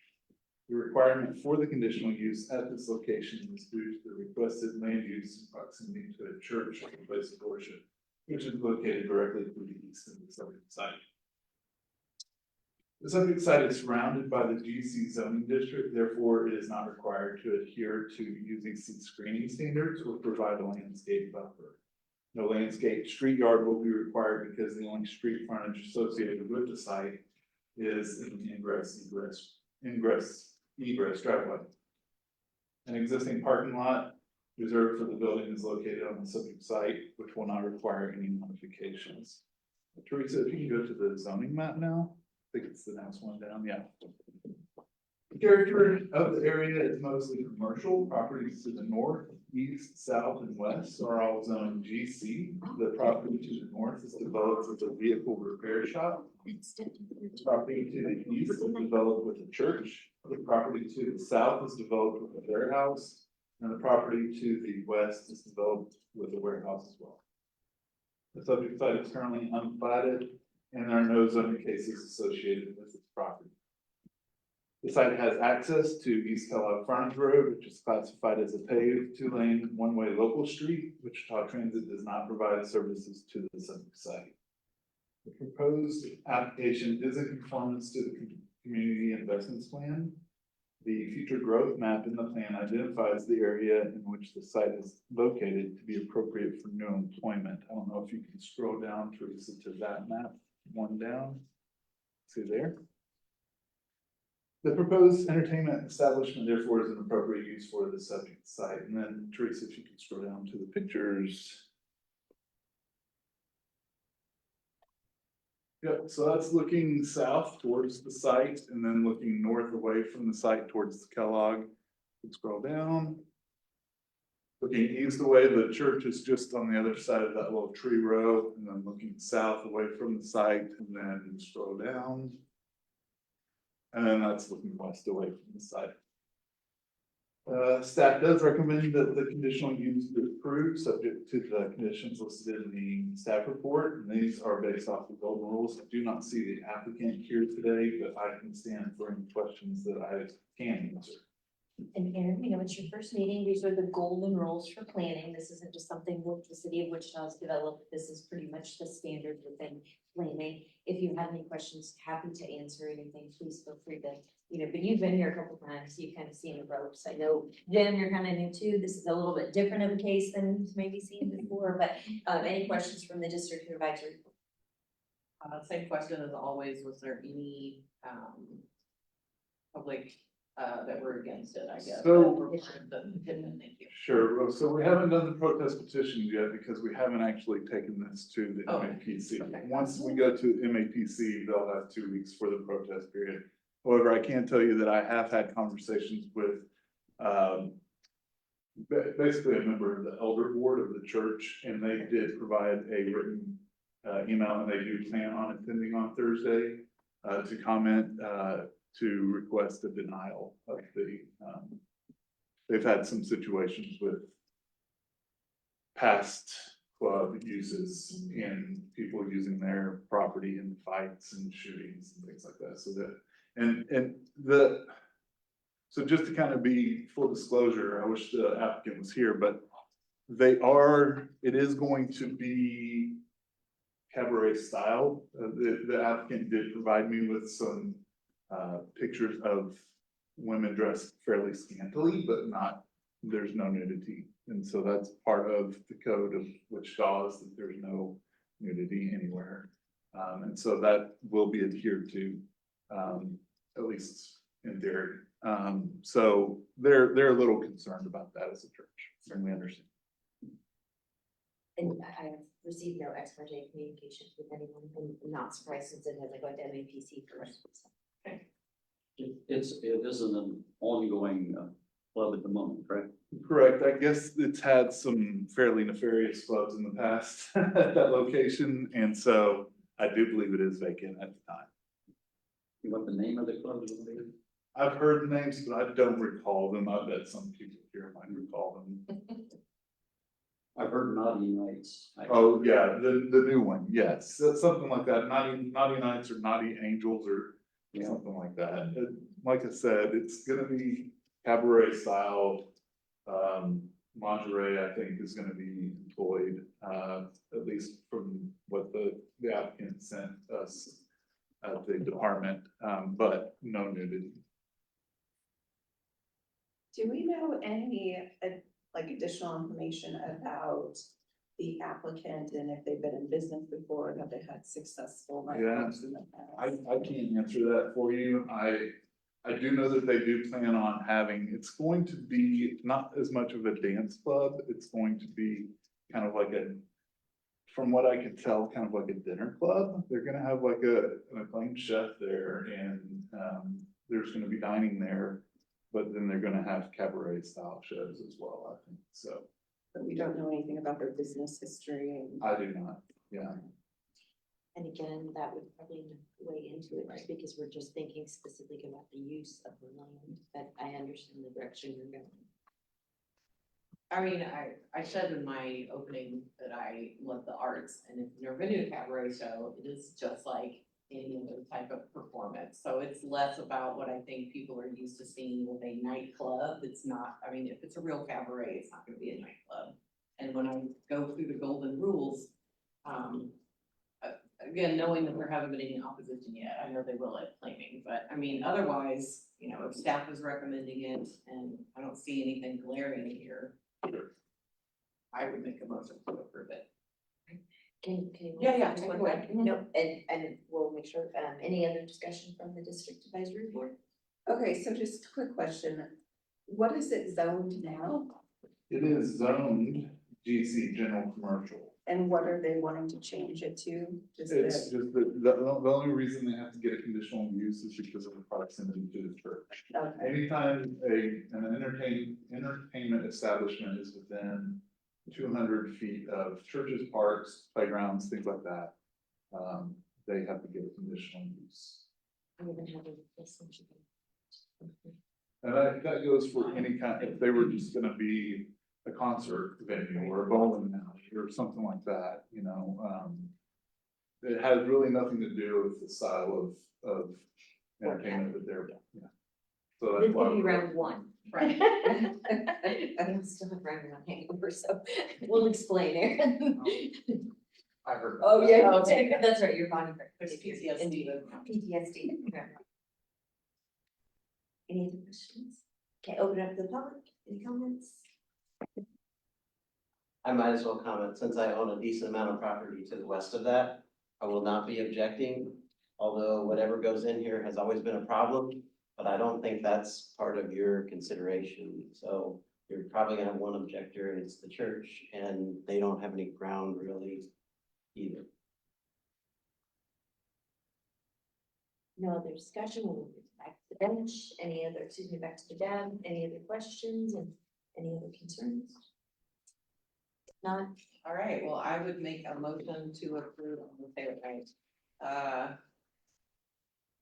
The CON 2024-00012, approved with conditions that are in the recommendation. thank you for the clarification, is there a second? Second. All right, Aaron, thank you. Okay, Stephanie, are you still with us? I'm here. Okay. Oh, poor thing, we do have a quorum, so. Sorry, I just sound terrible. No, you're great, stay, thank you for not stay coming. cozy, and we thank you for not coming. But we'll call the vote, so we have a motion and we have a second. I'm feeling we may have to do a call out just to make sure. All those in favor say aye. Aye. Hi. All those opposed? I oppose. Okay, so we're gonna call the vote, just what I thought. So Jim, Opposed. you're opposed? Faith, you're, I'm an aye. okay, I oppose. okay, Aye. okay. Opposed. Stephanie? Aye. Okay. 3-3. 4, 5, 6, yeah. Oh, that's right. Ooh, So, it doesn't pass then. That's so you right. can call for another vote, you can have more discussion, or it can end in We a can draw. say 3-3, yeah, okay. Does anybody feel that their vote would change if we had further discussion? Is there questions that are looming that's why you voted? I have a question. Normally we see this after the planning committee. Yeah, What's- it kind of just depends. It's about Okay. 50-50. It just depends on how it lines up. It's the And so calendar. If we waited until after, we wouldn't be coming until late May, and so the schedule would just hit. Oh, I see. And I've Okay. talked to Scott, the director, several times about this, of is there a way that we could formalize the process? So it is always DAB first, or it is always MAPC first, and it's almost impossible. I think it is. Yeah, and he's even done some lit reviews of other communities, nobody can who follow our model, and it's just really hard to figure out. But the thing that I say is stay true to, is this the best use of the land? It shouldn't matter if the MAPC passes or not, we should be looking, you should be voting for, is this an appropriate use of the land based on the goal? Yeah, and I can tell you that if it does end in a 3-3 tie, it will be basically a non-recommendation to the city council, so. Any further discussion, or do you think we're proceeding? Okay, then the vote stands 3-3, tie, with the quorum. With that, I don't have any comments or suggestions or any updates today, so we will go ahead. Yes, I do Bruce? have a couple simple questions. Sure, of course. Do you know where the current homeless encampments are right now in Norristown?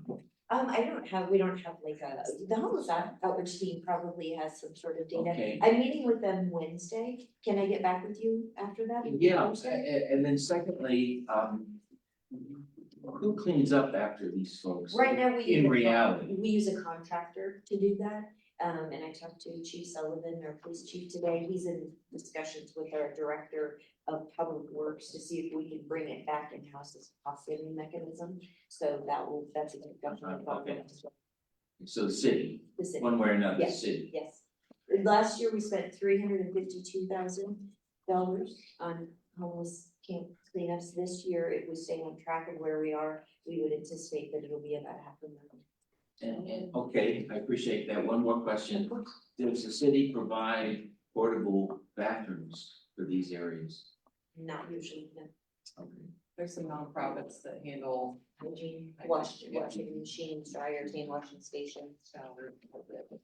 Okay, meaning just porta potties. Great question. Thank you so much. Thank you. Yep. That's it for me. Anything else for the good of the group? I will make a motion that we adjourn. Second from Faith, all those in favor say aye. Anyone opposed? please say. Congratulations. I haven't seen you Love since. you. Thank you, feel better, Stephanie. Thank you.